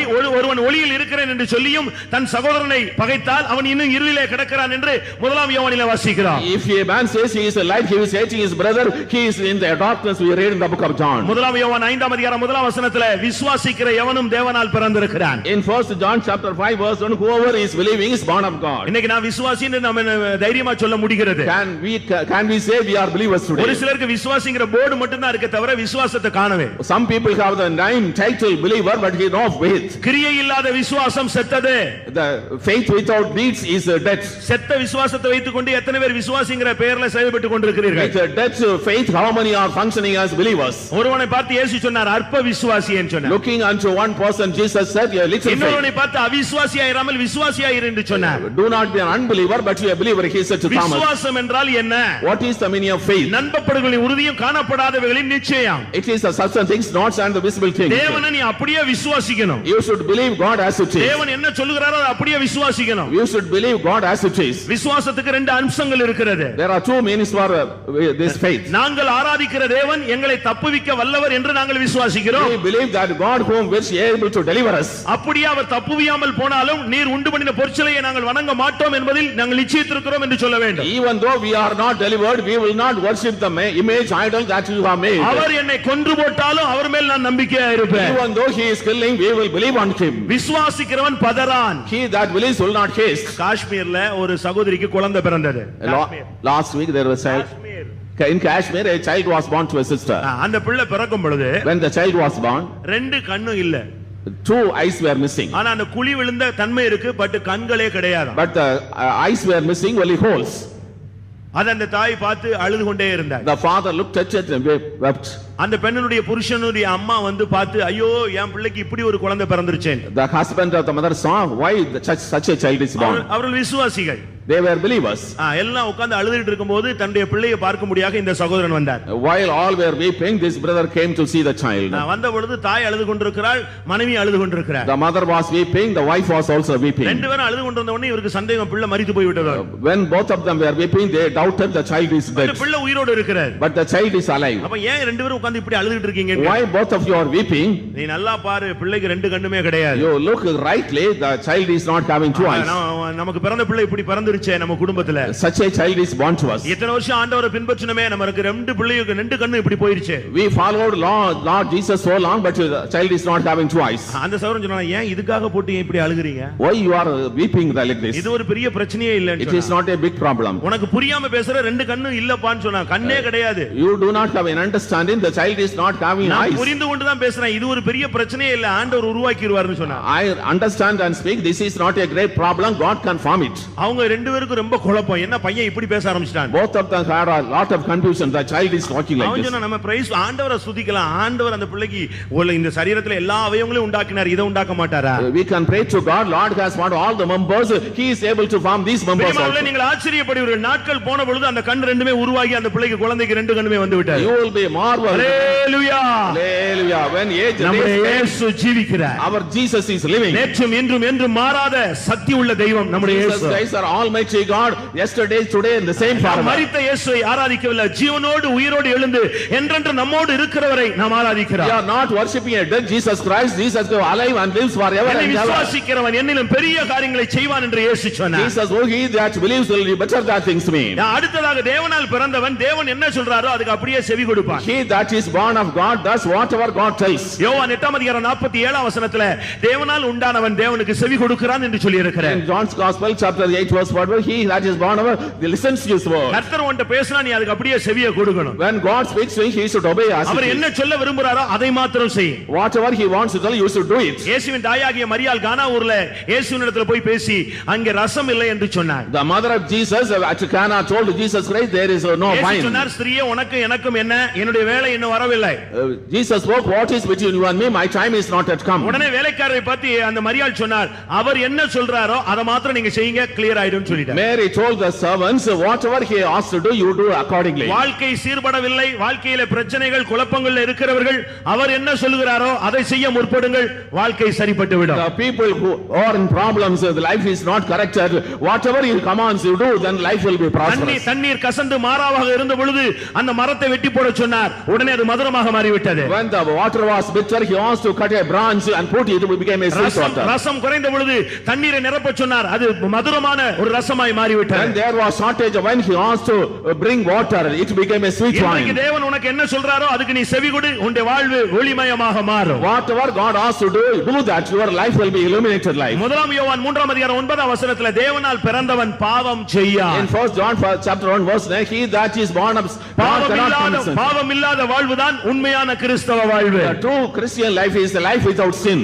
நம்மில் பாவம் இல்லை என்று எத்தனை பேருக்கு தைரியமா சொல்ல How முடியும்? many of you can say boldly that you have no sin? அந்த லெவல்ல உன்னுடைய கிறிஸ்தவ வாழ்க்கையை நீ தேடி அடைய வேண்டியது அவசியம். To that standard you have to grow in your spiritual life. தேவனால் பிறந்தவன் பாவம் செய்யான். He that is born of God will not commit அவனுடைய sin. எண்ணத்துல, சிந்தையில, உணர்வுல, வாஞ்சையில, தோற்றங்கள்ல, பார்வைகள்ல, அவனுடைய செயல்கள்ல எந்த இடத்துலயும் பாவம் இல்லை, இராது, இருக்க கூடாது. In his mind, in his thoughts, in his imagination, he looks in his activities, there should not be any sin. 1 யோவான் 5:18 தேவனால் பிறந்தவன் தன்னை காக்கிறான். In 1 John chapter 5 verse 18, he that is born of பரிசுத்த God ஆவியினால ஒரு அக்கினி மதிலை தனக்குள்ளே ஏற்படுத்தி தன்னுடைய ஜீவியத்தை பாதுகாத்து இயேசுவை போலவே தன்னை மாற்றிக் கொண்டிருக்கிற வாழ்க்கை விசுவாசியின் பூரணம். By the anointing of the Holy Spirit, he has created a fence around him. He is leading such a faithful life. இப்பொழுது நாம் தேவனுடைய பிள்ளைகளாக இருக்கிறோம். Now we are the children of God. இனிமேல் நாம் எவ்விதமாய் இருப்போம் என்று அறியோம். We do not know how he are. ஆனாலும் அவர் வெளிப்படும் பொழுது அவருக்கு ஒப்பாகவே இருப்போம் என்பதையும் But அறிந்திருக்கிறோம். we know when he appears, we shall be like him. ஆனபடினால இதுதான் உலகத்தை ஜெயிக்கிற கிறிஸ்தவ வாழ்க்கை. This is the Christian life which we are conquering the world. 1 யோவான் 5 நாளிலே விசுவாசிக்கிறவன் எவனோ அவன்தான் உலகத்தை ஜெயிக்கிறான். In 1 John chapter 4, he who overcomes the world. இயேசு என்ன சொன்னார்? What does Jesus say? திடன் கொள்ளுங்கள், நான் உலகத்தை ஜெயித்தேன். Be of good cheer, I have overcome ஒரு the world. விசுவாசி உலகத்தை ஜெயிக்கணும். A believer should overcome the world. ஏன் பெண்டிகாஸ்ட்ல அலங்காரம் கிடையாது? Why no adoration in ஏன் Pentecost? பெண்டிகாஸ்ட்ல மருந்து எடுக்கிறது கிடையாது? Why no medicine in ஏன் Pentecost? பெண்டிகாஸ்ட்ல ஒயிட் அண்ட் போடுகிறோம்?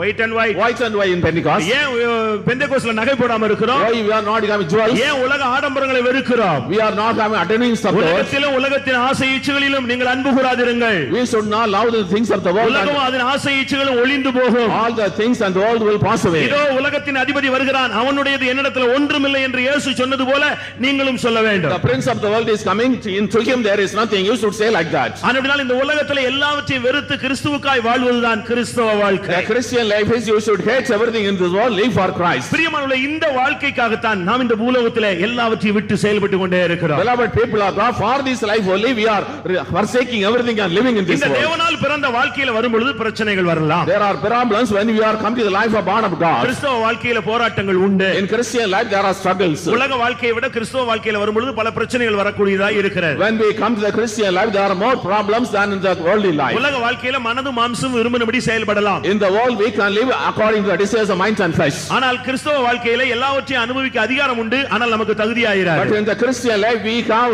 a right to enjoy them, but it is not fit. இயேசு என்ன சொன்னார்? What did Jesus say? உலகத்துல உங்களுக்கு உபத்திரவம் உண்டு, ஆனாலும் திடன் கொள்ளுங்கள், நான் உலகத்தை ஜெயித்தேன். You have tribulation in the world, yet be of good cheer, I have overcome the world. அப்போஸ்தலனாகிய பவுல் ஜனங்களை பார்த்து என்ன சொல்கிறார்? What does Saint Paul apostle say to people? அநேக உபத்திரவங்கள் வழியாக நாம் தேவனுடைய ராஜ்யத்திலே பிரவேசிக்க Through வேண்டும். much tribulation we have to enter the kingdom of God. இக்கால பாடுகள் இனிவரும் மகிமைக்கு ஒப்பிடத்தக்கவைகள் அல்ல. The sufferings of this world are not comparable to the glory that will be அவரோடு revealed in கூட future. நாம் பாடுபட்டால் அவரோடு கூட ஆளுகையும் செய்வோம். If we suffer with him, we shall reign with him. ஆனபடியால் இந்த உலக வாழ்க்கையில வர்ற பிரச்சனைகளை குறித்து யாரும் பயந்துராதீங்க. Lord, do not be afraid of the problems of this world. நீங்கள் பட்ட பிரயாசங்களுக்கும் படப்போற பிரயாசங்களுக்கும் தேவன் ஒரு நீதியுள்ள ஒரு நியாயத்தை, ஒரு மேன்மையான ஒரு இடத்தை உங்களுக்கு தரப்போகிறார். The Lord is going to give you a lofty place according to the sufferings, the joys you undergo in this world. உங்களுடைய அன்புள்ள பிரயாசத்தை அவர் மறந்துவிட அநீதி உள்ளவர் அல்லவே. He is not unrighteous to forget all your strivings and triumphs. ஆனபடியால் வாழ்க்கையில வர்ற பிரச்சனைகளை குறித்து பயப்படாதீங்க. Do not be afraid of the problems of this world. எல்லாவற்றுக்கும் ஒரு மகிமை காத்துக்கொண்டே இருக்கிறது. And for that hour is waiting. அந்த மகிமையை நோக்கி தான் நாம் போய் கொண்டே We are இருக்கிறோம். passing towards that glory. சிலுவை இல்லாமல் சிங்காசனம் இல்லை. There is no crown without a cross. கிறிஸ்தவனுக்கு இந்த உலகத்துல பேர் புகழ் இருக்காது, ஆனால் பரலோகத்துல ஒரு மகிமையான சிங்காசனம் In இருக்கிறது. this world man has no main name or fame, but in heaven there is a throne. Pavul என்ன What சொல்லுகிறார்? does Saint Paul say? விசுவாசத்தின் நல்ல போராட்டத்தை போராடினேன், I have fought the good fight. ஓட்டத்தை I முடித்தேன், have finished the course. விசுவாசத்தை I காத்துக்கொண்டேன். kept my faith. இதுதான் என்னுடைய வாழ்வு. This is our strife. பிரியமானவர்களே, எத்தனை பேர் இப்படிப்பட்ட கிறிஸ்தவ வாழ்க்கை வாழ How விரும்புகிறீர்கள்? many you decide to lead such a Christian life? எபிரேயர் 11ஆம் அதிகாரத்திலே பார்க்கும் பொழுது, எபிரேயர் Hebrews 11 chapter 11. அங்கே பார்க்கும் பொழுது என்ன சொல்லி இருக்கிறது? What is written? வேறு சிலர் மேன்மையான உயிர்த்தெழுதலை அடையும்படிக்கு Some people to obtain better resurrection, விடுதலை பெற சம்மதியாமல் வாதிக்கப்பட்டார்கள். they suffered without decided deliverance. மேன்மையான உயிர்த்தெழுதல். Better resurrection. பிரியமானவர்களே, இந்த உலகம் காணக்கூடியதெல்லாம் சீக்கிரமாக அழிந்து All போகக்கூடியது. the things we see in the world pass away soon. ஒரு மேன்மையான மகிமையான தெய்வீகமான ஒரு தேவனுடைய தேசம் ஒன்று காத்துக் கொண்டிருக்கிறது. A glorious land, very happy land is waiting for us. இந்த உலகத்துல வர்ற பாடுகளை குறித்து நீங்கள் பயந்து திகைத்து விட வேண்டாம். கர்த்தர் உங்களுக்கு அருள் செய்ய உதவி செய்ய அவர் ஆயத்தம் உள்ளவராய் இருக்கிறார். Do not be troubled and afraid of the promise of the Lord. God is able to help you. நீ போகிற பாதையில எல்லாம் அவர் உன்னோடு கூட வருவார். You know, whatever path you are going, God is accompanying நீ you. உட்கார்ந்திருந்தாலும் எழுந்திருந்தாலும் அவர் உன்னோடு கூட வருவார். Even though you are sitting and getting up, the Lord is coming with you. விடியற் காலத்து செட்டைகளை அடித்து உயர எழும்பினாலும் அங்கேயும் அவருடைய கரம் உன்னோடு கூட இருக்கும். Even though you are flapping your wings and going up, God is present with நீ you. பாதாளத்துல படுக்கை போட்டாலும் அங்கேயும் அவருடைய கரம் உன்னை பிடிக்கும். Even though you are laying in the bed, the hell, the God's hand will cancel. பாடுகள், நெருக்கங்கள், வேதனைகள், கண்ணீர்கள்ல போகிறவர்கள் பயந்து துக்கப்பட்டு பின்வாங்கி விட வேண்டாம். When we are passing through sufferings, affliction, difficulties and agony, do not be afraid and turn back. உலகத்தின் முடிவு பரியந்தம் சதா காலங்களிலே உங்களோடு இருக்கிறவர் என்று சொன்னவர் இன்றைக்கு உங்களோடு இருக்கிறார். He who spoke, I am with you, even in the always, he is always with you. யாரும் பதைத்து திகைத்து பின்வாங்கி போக சிந்தையிலேயே இடம் Do not கொடுக்காதீர்கள். be afraid of going back and hurried and very troubled. உன்னால முடியலன்னு சொல்லு, கர்த்தர் உனக்கு உதவி செய்ய காத்துக் கொண்டிருக்கிறார். Say, it is not possible for me, God is helping you. எப்பொழுது நீ முடியவில்லை என்று சொல்லுகிறாயோ அந்த நேரத்துல எல்லாம் உனக்கு உதவி செய்ய அவர் விழித்துக் கொண்டே இருக்கிறார். Whenever you say, I can't, God is ever ready to help you. நீ உன்னை இஸ்ரவேலை காக்கிறவர் உறங்குறதும் இல்லை தூங்குறதும் இல்லை. He that keeps Israel neither slumbers or sleeps. உன்னுடைய எல்லா தேவைகளுக்கும் அவர் சம்பூர்ணமான நிறைவுள்ள தேவனாக இருக்கிறார். He is an all over rich God to satisfy all our needs. ஆனபடியால் இந்த மாலை கூட்டத்துல கடந்து வந்த யாரும் பதைப்போடு திரும்ப வேண்டாம். சந்தோஷத்தோடு தைரியத்தோடு நீங்கள் திரும்பி செல்லுங்க. All the people who came to the evening this did not return empty-handed, go with return joy and peace. நீ அப்போஸ்தல ஐக்கியத்திலே இணைத்துக்கொள். You join with apostolic fellowship. மெல்கிசேதேக்கின் முறைமையிலே உன்னை இணைத்துக்கொள். You have the fellowship apostolic order. Melchizedek order. அந்த அஸ்திபாரத்திலே உன்னை நீ இணைத்துக் கொள்வாயாக. You join with that foundation. அந்த அஸ்திபாரத்திலே நீ மாளிகையாக கூட்டி கட்டப்பட்டால் நீ பிரதிபலனை பெற்றுக் கொள்வாய். If you are built upon as a mansion, you will receive the rewards. நீ தேவனால் பிறந்தவனாக நீ வாழ்ந்து காட்ட வேண்டும். You should live as a man born of God. இயேசு சொன்னார், என்னை கண்டவன் பிதாவை கண்டான். Jesus, oh, he that see me has seen God. அதுபோல ஒவ்வொரு தேவனுடைய பிள்ளைகளையும் காண்கிறவர்கள் இயேசுவை பார்க்க வேண்டும். Everyone he sees the child of God should see Jesus. இந்த உலகத்திலே உனக்கு இயேசுவை தவிர வேற ஒன்றுமே தேவையில்லை என்பதை நீ சிந்தையில கொண்டு வர வேண்டும். You should bring in your mind, in this world you need nothing except Jesus Christ. இயேசு மாத்திரம் போதும் என்ற நினைவோடு நாம் இந்த கூட்டத்தை முடிக்க போகிறோம். And we are going to end the meeting with the saying that we are going to become like Christ. நான் உங்களுக்கு ஒரு சிறு சம்பவத்தை சொல்ல விரும்புகிறேன். ஒருவேளை உங்களுக்கு தெரிந்திருக்கலாம். I want to narrate a small incident. அதை நான் अनेक இடங்களில் சொல்லி வருகிறேன். இங்க சொன்னா எனக்கு தெரியாது. I don't know whether I have already told. ஒரு இடத்துல 10 மிஷனரிகளை பிடித்து தண்டிக்க முடியாக கொண்டு போய் விட்டார்கள். In one place they caught 10 ministries and brought to punishment.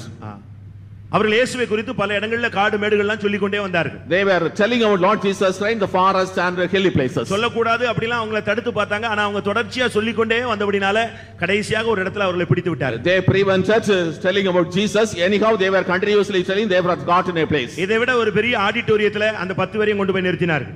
They were placed in a bigger auditorium than this. அந்த இடத்துல நின்று வைத்து they were standing. ஒரு கொலை தலைகளை சீவக்கூடிய ஒரு மனுஷனை கொலைகாரனையும் கொண்டு வந்து நிறுத்தினார். A person who is removing the heads, slaughter was brought. அது பழைய ஏற்பாட்டிலும் சரி பல தேசங்களிலும் இப்பொழுதும் அந்த தண்டனை இருக்கிறது. Even that punishment, the Old Testament, even in New Testament places. அவன முதல் மனுஷனை பார்த்து சொன்னார்கள். The first person to told him, உனக்கு இயேசு வேண்டுமா? Do you want Jesus? உனக்கு உயிர் வேணுமா? Or you want life? இயேசு வேணும்னு சொன்னா நீ சாக போகிறாய். If you say I want Jesus, you will die. உயிர் வேணும்னா உனக்கு ஒரு சான்ஸ் கொடுக்கிறோம், இந்த தேசத்தை விட்டு ஓடி போயிடு. If you say I want life, you will have a chance, you will run away. அவன் சொன்னா எனக்கு இயேசு தான் வேணும், நான் உயிர் வாழ விருப்பப்படலன்னு சொன்னான். He said I want Jesus, I want to live. உடனே அவனுடைய கழுத்தை சீவிட்டார். He was beheaded. அவன் அப்படியே துடித்து கீழே விழுந்துட்டான். He was falling down in the mud. இப்படியே வரிசையாக ஒவ்வொருத்தலையா கேட்டுக்கொண்டே வந்தார். One by one everybody was falling down. எட்டாவது மனுஷன் கேட்டபோது அவன் சொன்னான், எல்லாரும் இயேசுவை பார்க்க போயிட்ட பிறகு நான் என்ன வாழ்ந்து நானும் சாகுறேன். 8th person told, everybody has gone to Jesus, why I want only I will die. ஒன்பதாவது மனுஷனையும் அவங்க துண்டித்து விட்டார்கள். Even the 9th person was killed. Last ஒரே ஒரு ஆள் நின்று கொண்டிருந்தார். Finally one person was standing. ஒரே ஒரு ஆள் நின்று கொண்டிருந்தார். Only one person was standing. கடைசியா சொன்னாங்க, பாரு 9 பேர் இயேசு வேணும்னு செத்து போயிட்டான். 9 people died trusting on Jesus. நீ என்ன சொல்ற? What you say? உனக்கு உயிர் வேணும்னா உனக்கு ஒரு சான்ஸ் தரோம். If you want to live, I give you a chance. அநியாயமா லைஃபை இழந்துறாத. Do not live your life in an unjust way. ஒரு ஆசீர்வதிக்கப்பட்ட வாழ்க்கையை நீ இழந்துறாத. Do not lose a blessed life. உன் குடும்பத்தை பார்க்கணும். You should look after the family. உன் பிள்ளைகளை பார். You look at the children. ஏன் இந்த சிறு வயசுல நீ சாகணும்? Why you should die at the young age? இப்படிலாம் அவனை பார்த்து பேசின உடனே அவனுக்கு உயிர் மேல கொஞ்சம் ஆசை வந்தது. He had a love upon the life. அந்த ஆசையில Because of that, let's say, என்னை தயவு செய்து விட்டுருங்க, நான் இனிமே இயேசுவை பத்தி பேசலன்னு. I will not speak about Jesus hereafter. ஜனங்கள் எல்லாம் ஒரே கூச்சல், இவன் ஒருவன் தான் உண்மையான மனுஷன். All the people shouted, he is the true man. இவன் தான் தெளிவான புத்தியோடு இருக்கிறான். He is sober minded. பரவாயில்ல, நான் ஞானமாக நடந்து கொண்டாய். He behaved wisely. பரவாயில்ல, இவன் இயேசு வேண்டாம் என்று சொல்லிவிட்டான் என்று எல்லாரும் கத்த ஆரம்பித்தார். All the people shouted, he had denied Jesus. எல்லாரும் கத்தி முடியும் பொழுது, When all the people திடீர்னு அந்த கூட்டத்துல இருந்து ஒருத்தன் கத்துனான். A person among the group shouted, இவன் சொன்ன அந்த இயேசு வேண்டாம் என்று சொன்னானே, வேண்டாம் என்று சொன்ன இயேசு எனக்கு வேணும்னு ஒருத்தன் கத்துனான். he denied that I don't want Jesus, but that's Jesus I want. எல்லா கூட்டமும் அவனை திரும்பி பார்த்தது. All people looked at him. யாரு இந்த சாக போற மனுஷன், இவனே சாவு வாழ்வு வேணும்னு ஓடி விட்டான். He is desiring love and running away. 9 பேரை கொண்டிருக்கிறோம், ஒருத்தன் வேண்டான்னு இருக்கிறான். இப்ப திடீர்னு ஒருத்தன் வந்து எனக்கு இயேசு வேணும்னு கத்துறான். 9 persons are killed, but he said I don't want to live, but a person says I want Jesus. யாருன்னு திரும்பி பார்த்தார். They looked at him. இந்த 9 பேரையும் தலையை சீவனானே, அவன் தான் அங்க இருந்து கத்த ஆரம்பிச்சான். The person who was killing, beheading the 9 person, he அந்த started. இயேசு வேணும் வேணும் வேணும்னு கத்த ஆரம்பிச்சான். He shouted, I want Jesus, I want Jesus. எல்லாரும் சொன்னாங்க, இவன் 9 பேரை கொன்னுட்டு கடைசில இவனுக்கு பைத்தியம் பிடிச்சிருச்சு. You killed 9 people, are you mad? எவ்வளவு புத்தினமான 9 ஆளு இவன் தான் கொன்றிருக்கான். What a foolish man, you killed 9 people. அநியாயமா நீ சாக போகிறாய்ன்னு சொன்னாங்க. You are going to die in an unjust way. அவன் சொன்னா, நான் இயேசுவுக்காக சாக ரெடியாக இருக்கிறேன். I am ready to die for Jesus. உடனே கேட்டாங்க, என்ன நடந்தது, ஏன் உனக்கு திடீர்னு இப்படி ஒரு சிந்தை வந்துருச்சு? What happened to you? Why you have this idea? அவன் சொன்னா, He said, நான் இந்த இடத்துல வந்து நின்ற பொழுது, when I was standing in this place, வரிசையா 10 பேரை நிறுத்தி இருந்தீங்க. and you were still seated 10 person. முதல் ஆளை கொல்லும் பொழுது நான் அப்படி வானத்தை ஏறெடுத்து பார்த்து அவனை கொல்றதுக்கு ட்ரை பண்ணேன். When I killed the first person, I looked up and saw. அப்படி வானத்தை நான் ஏறெடுத்து பார்க்கும் பொழுது வானத்துல 10 கிரீடம் நின்று கொண்டிருந்தது. In heaven 10 crowns were remaining. முதல் மனுஷனை நான் கொன்ன உடனே When I killed அவன் உயிர் சந்தோஷமா போய் ஒரு கிரீடத்தை வாங்கிட்டு போயிருச்சு. When I killed the first person, his life went and got a crown. இப்படி நான் ஒவ்வொருத்தனையா கொல்ல ஒவ்வொருத்தனும் போய் அந்த கிரீடத்தை வாங்கி சந்தோஷமா மேல போயிட்டான். When I was killing everybody was going to receive the crown and went up joyfully. ஆனா இப்போ இவன் வேண்டாம்னு சொல்லிட்டான். அந்த கிரீடம் வெயிட் பண்ணுது, எனக்கு அந்த கிரீடம் வேணும்னு சொன்னான். But he denied now that crown is going up. I want that crown. இவன் வேண்டாம்னு சொன்ன அந்த இயேசுவும், இவன் வேண்டாம் என்று சொன்ன அந்த கிரீடமும் எனக்கு தேவை என்று சொன்னான். Jesus whom he denied, the crown he denied, and I want. எத்தனை பேருக்கு அந்த கிரீடம் வேண்டியிருக்கு? How many of you want that crown? எத்தனை பேருக்கு அந்த இயேசு வேண்டும்? How many of you want that Jesus? விசுவாசத்தின் நல்ல போராட்டத்தை போராடினேன், ஓட்டத்தை முடித்தேன், விசுவாசத்தை காத்துக்கொண்டேன். இது முதல் நீதியின் கிரீடம் எனக்காக வைக்கப்பட்டிருக்கிறது. எனக்கு மாத்திரமல்ல, அவருடைய பிரசன்னமாகுதலை விரும்புகிற யாவருக்கும் தேவன் அதை கொடுப்பார். I have fought a good fight. I have finished my course. I have cut my point. Henceforth the crown of righteousness is kept for me, not only for me. Everybody who is living this life will receive it. பிரியமானவர்களே, எத்தனை பேருக்கு அந்த இயேசு வேண்டும், அந்த கிரீடம் வேண்டும்? How many want Jesus and Hallelujah. Hallelujah. வேண்டும் என்று சொல்லுகிறவர்கள் எல்லாம் கண்களை மூடி முழங்கால் படியிடுவார். Those who say I want, close your eyes and kneel down. எனக்கு இந்த உலக வாழ்க்கையில வேற ஒன்றுமே வேண்டாம், இயேசு மாத்திரம் போதும். I don't want anything in this world life. I want Jesus alone. இந்த உலகத்துல மேன்மை, மதிப்பு, மரியாதை, தெய்வீகம், இந்த உலகத்துல உள்ள எந்த ஆசா பாசங்களும் எனக்கு தேவையே இல்லை. I don't want any degree, title, fame or name in this world. நான் அந்த அஸ்திபாரத்தில் இணைக்கப்பட்டால் போதும். It is enough I am joined with the அந்த foundation. பரலோகத்துல ஒரு மாளிகையாக நான் கட்டப்பட்டால் போதும். It is enough I am built as a mansion in heaven. என்னுடைய ஓட்டத்தை நான் ஜெயமாக முடித்து அந்த இயேசுவோடு இணைய வேண்டும். I should finish my race victoriously. I should join Christ. எனக்கு இந்த உலகத்துல ஒண்ணுமே வேண்டாம், அந்த கிரீடம் மாத்திரம் எனக்கு போதுமானது. I don't want anything in this world. I want only that crown. எனக்கு இந்த உலக வாழ்க்கையில ஒன்றே ஒன்று தேவை, இயேசுவை மாத்திரம் நான் ஆதாயப்படுத்திக் கொள்ள விரும்புகிறேன். I don't want anything else in the world but to gain கிறிஸ்து எனக்கு Jesus. ஜீவன், சாவு எனக்கு ஆதாயம். Death is Jesus is my life. Christ is my life. கிறிஸ்து எனக்கு ஜீவன், சாவு எனக்கு ஆதாயம். Christ is my death is my gain. எத்தனை பேர் இப்படி ஒப்புக்கொள்ள விரும்புகிறீர்கள்? How many of you will surrender? இயேசு வேணும்னு சொல்றவங்க எல்லாம் கைகளை வைத்துங்க. Hallelujah. Hallelujah. To say Jesus, raise your hand. சத்தமா சொல்லுங்க, எனக்கு இயேசு வேணும். I want Jesus. ஆமென். நீ வாயை திறந்து சொல்லு, பரலோகம் இந்த சத்தத்தை கேட்கட்டும். Open your mouth, make heaven hear that voice. உன்னை ஆட்கொள்ள விரும்புகிற பிசாசு எல்லாம் இப்போ ஓடி போக All போகிறது. the demonic powers will flee from you. நான் என் இயேசுவுக்கு சொந்தம். I belong to my Jesus. என் இயேசு எனக்கு சொந்தம். Jesus belongs to me. எனக்கு இயேசு வேண்டும். I want Jesus. அந்த இயேசுவின் கிரீடம் வேண்டும். I want the crown of Jesus. அந்த சிங்காசனம் வேண்டும். I want that throne. அந்த மகிமையான தேசம் வேண்டும். I want that glorious land. ஆமென். எத்தனை பேர் அந்த வாஞ்சையோடு ஏக்கத்தோடு உட்கார்ந்து இருக்கிறீர்கள்? You எத்தனை பேர் அந்த வாஞ்சையோடு காத்துக் How many are கொண்டிருக்கிறீர்கள்? waiting for that desire? வாயை திறந்து சத்தமாக சொல்லுங்க, இயேசு வேண்டும். Open your mouth, say loudly, I want Jesus. என் வாழ்க்கையில இயேசு போதும். Jesus is enough. ஆமென். கர்த்தர் உனக்கு போதுமானவராய் வெளிப்படுவார். The Lord will be all sufficient God. நீ ஏன் கலங்குகிறாய்? Why are you troubled? நீ ஏன் தியங்குகிறாய்? Why are troubled? நீ ஏன் சோர்ந்து Why போகிறாய்? are fainted? ஓ, உன்னை பலப்படுத்துகிற கிறிஸ்து இப்பொழுது கடந்து வந்திருக்கிறார். Jesus Christ who is strengthening you is walking in your midst. என்னை பலப்படுத்துகிற கிறிஸ்துவினாலே எல்லாவற்றையும் செய்ய எனக்கு பலன் உண்டு. I can do everything through Christ who strengthens me. நான் எந்த சூழ்நிலையிலும் பின்வாங்கி போக மாட்டேன். In whatever situation I will not go back. நிகழ்காரியமோ வருங்காரியமோ வேற எந்தோ கிறிஸ்துவின் அன்பை விட்டு என்னை பிரிக்க மாட்டாது என்று நிச்சயித்திருக்கிறேன். Present things or the future things, whatever, it cannot separate me from the love of Christ. I am definite. வியாதியை கண்டு பயப்படாத. Don't be afraid of sickness. பிசாசை கண்டு பயப்படாத. Don't be afraid of ills. பிரச்சனைகளை கண்டு பயப்படாத. Don't be afraid of problems. வாயை திறந்து சொல்லு, இயேசு போதும். Open your mouth and say, Jesus is எனக்கு enough. இயேசு வேண்டும், இயேசு போதும். I want Jesus. Jesus is enough. இந்த உலகத்தில் எனக்கு வேற ஒன்றுமே வேண்டாம். Except Jesus, I don't want other thing. இயேசு போதும். Jesus is enough. பிரியமானவர்களே, கண்களை மூடி வானத்தை நோக்கி பாருங்கள். உங்களுக்காக ஒரு மகிமையின் கிரீடம் காத்துக் கொண்டிருக்கிறது. A crown of glory is waiting for you. Look at the sky. ஹalleluya. இயேசு வருவார். Jesus will come. இயேசு வருகிறார். Jesus will come. இயேசு வரப்போகிறார். Jesus is coming. எல்லாரும் சந்தோஷப்பட்டு களிகூருங்க. Let us be glad and rejoice. ஆவியானவர் நம்முடைய மத்தியிலே களிகூரட்டும். May the spirits of God rejoice in our midst. Hallelujah, hallelujah, Hallelujah, hallelujah, hallelujah, hallelujah, hallelujah, hallelujah, hallelujah, hallelujah. Praise the Lord, praise the Lord, praise the Lord, praise the Lord, praise the Lord. Beloved, இன்று ஒரு ஆசீர்வதிக்கப்பட்ட ஒரு நாள். this is a blessed day. ஆவியானவர் எல்லா சபைகளிலும் இறங்கி கொண்டிருக்கிற ஒரு நேரம். This is the time when the Spirit of God is in all the churches. யாரும் தயவு செய்து கண்களை திறந்து விட வேண்டாம். Don't open your eyes. கண்ணை திறந்தா மனுஷனை பார்ப்பாய், கண்ணை மூடினால் தெய்வீக சக்தியை நீ If you உணர்வாய். open your eyes, you will see men, but if you close your eyes, you will see the divine power. இன்னைக்கு ஒரு 10 நிமிஷம் உங்களுக்கு டைம் கொடுக்க போகிறோம். 10 minutes is given to you. ஆவிக்குரிய வாழ்க்கைக்கு எது தேவையோ இப்பொழுது அது உனக்கு கொடுக்கப்பட போகிறது. What is needed for your spiritual life, it will be given to you. உனக்கு என்ன தேவைன்னு கர்த்தருக்கு தெரியும். நீ அதை வாயை திறந்து சொல்ல வேண்டும். The Lord knows what you need. You should open your mouth and say, கர்த்தாவே, Lord, உமக்காக நிற்க எனக்கு விசுவாசம் தாரும். give me faith to stand for you. உமக்காக பிரகாசிக்க எனக்கு ஒரு வல்லமை தாரும். Give me power to shine for you. உமக்காக வாழ ஒரு தெய்வீக சக்தியை தாரும். Give me a power to live for you. உங்களுக்கு என்ன வேணும்? What do you want? ஒரு மனுஷனை பார்த்து இயேசு கேட்டார், உனக்கு நான் என்ன செய்ய வேண்டும்? To a man, Jesus asked, what do you want to do for me?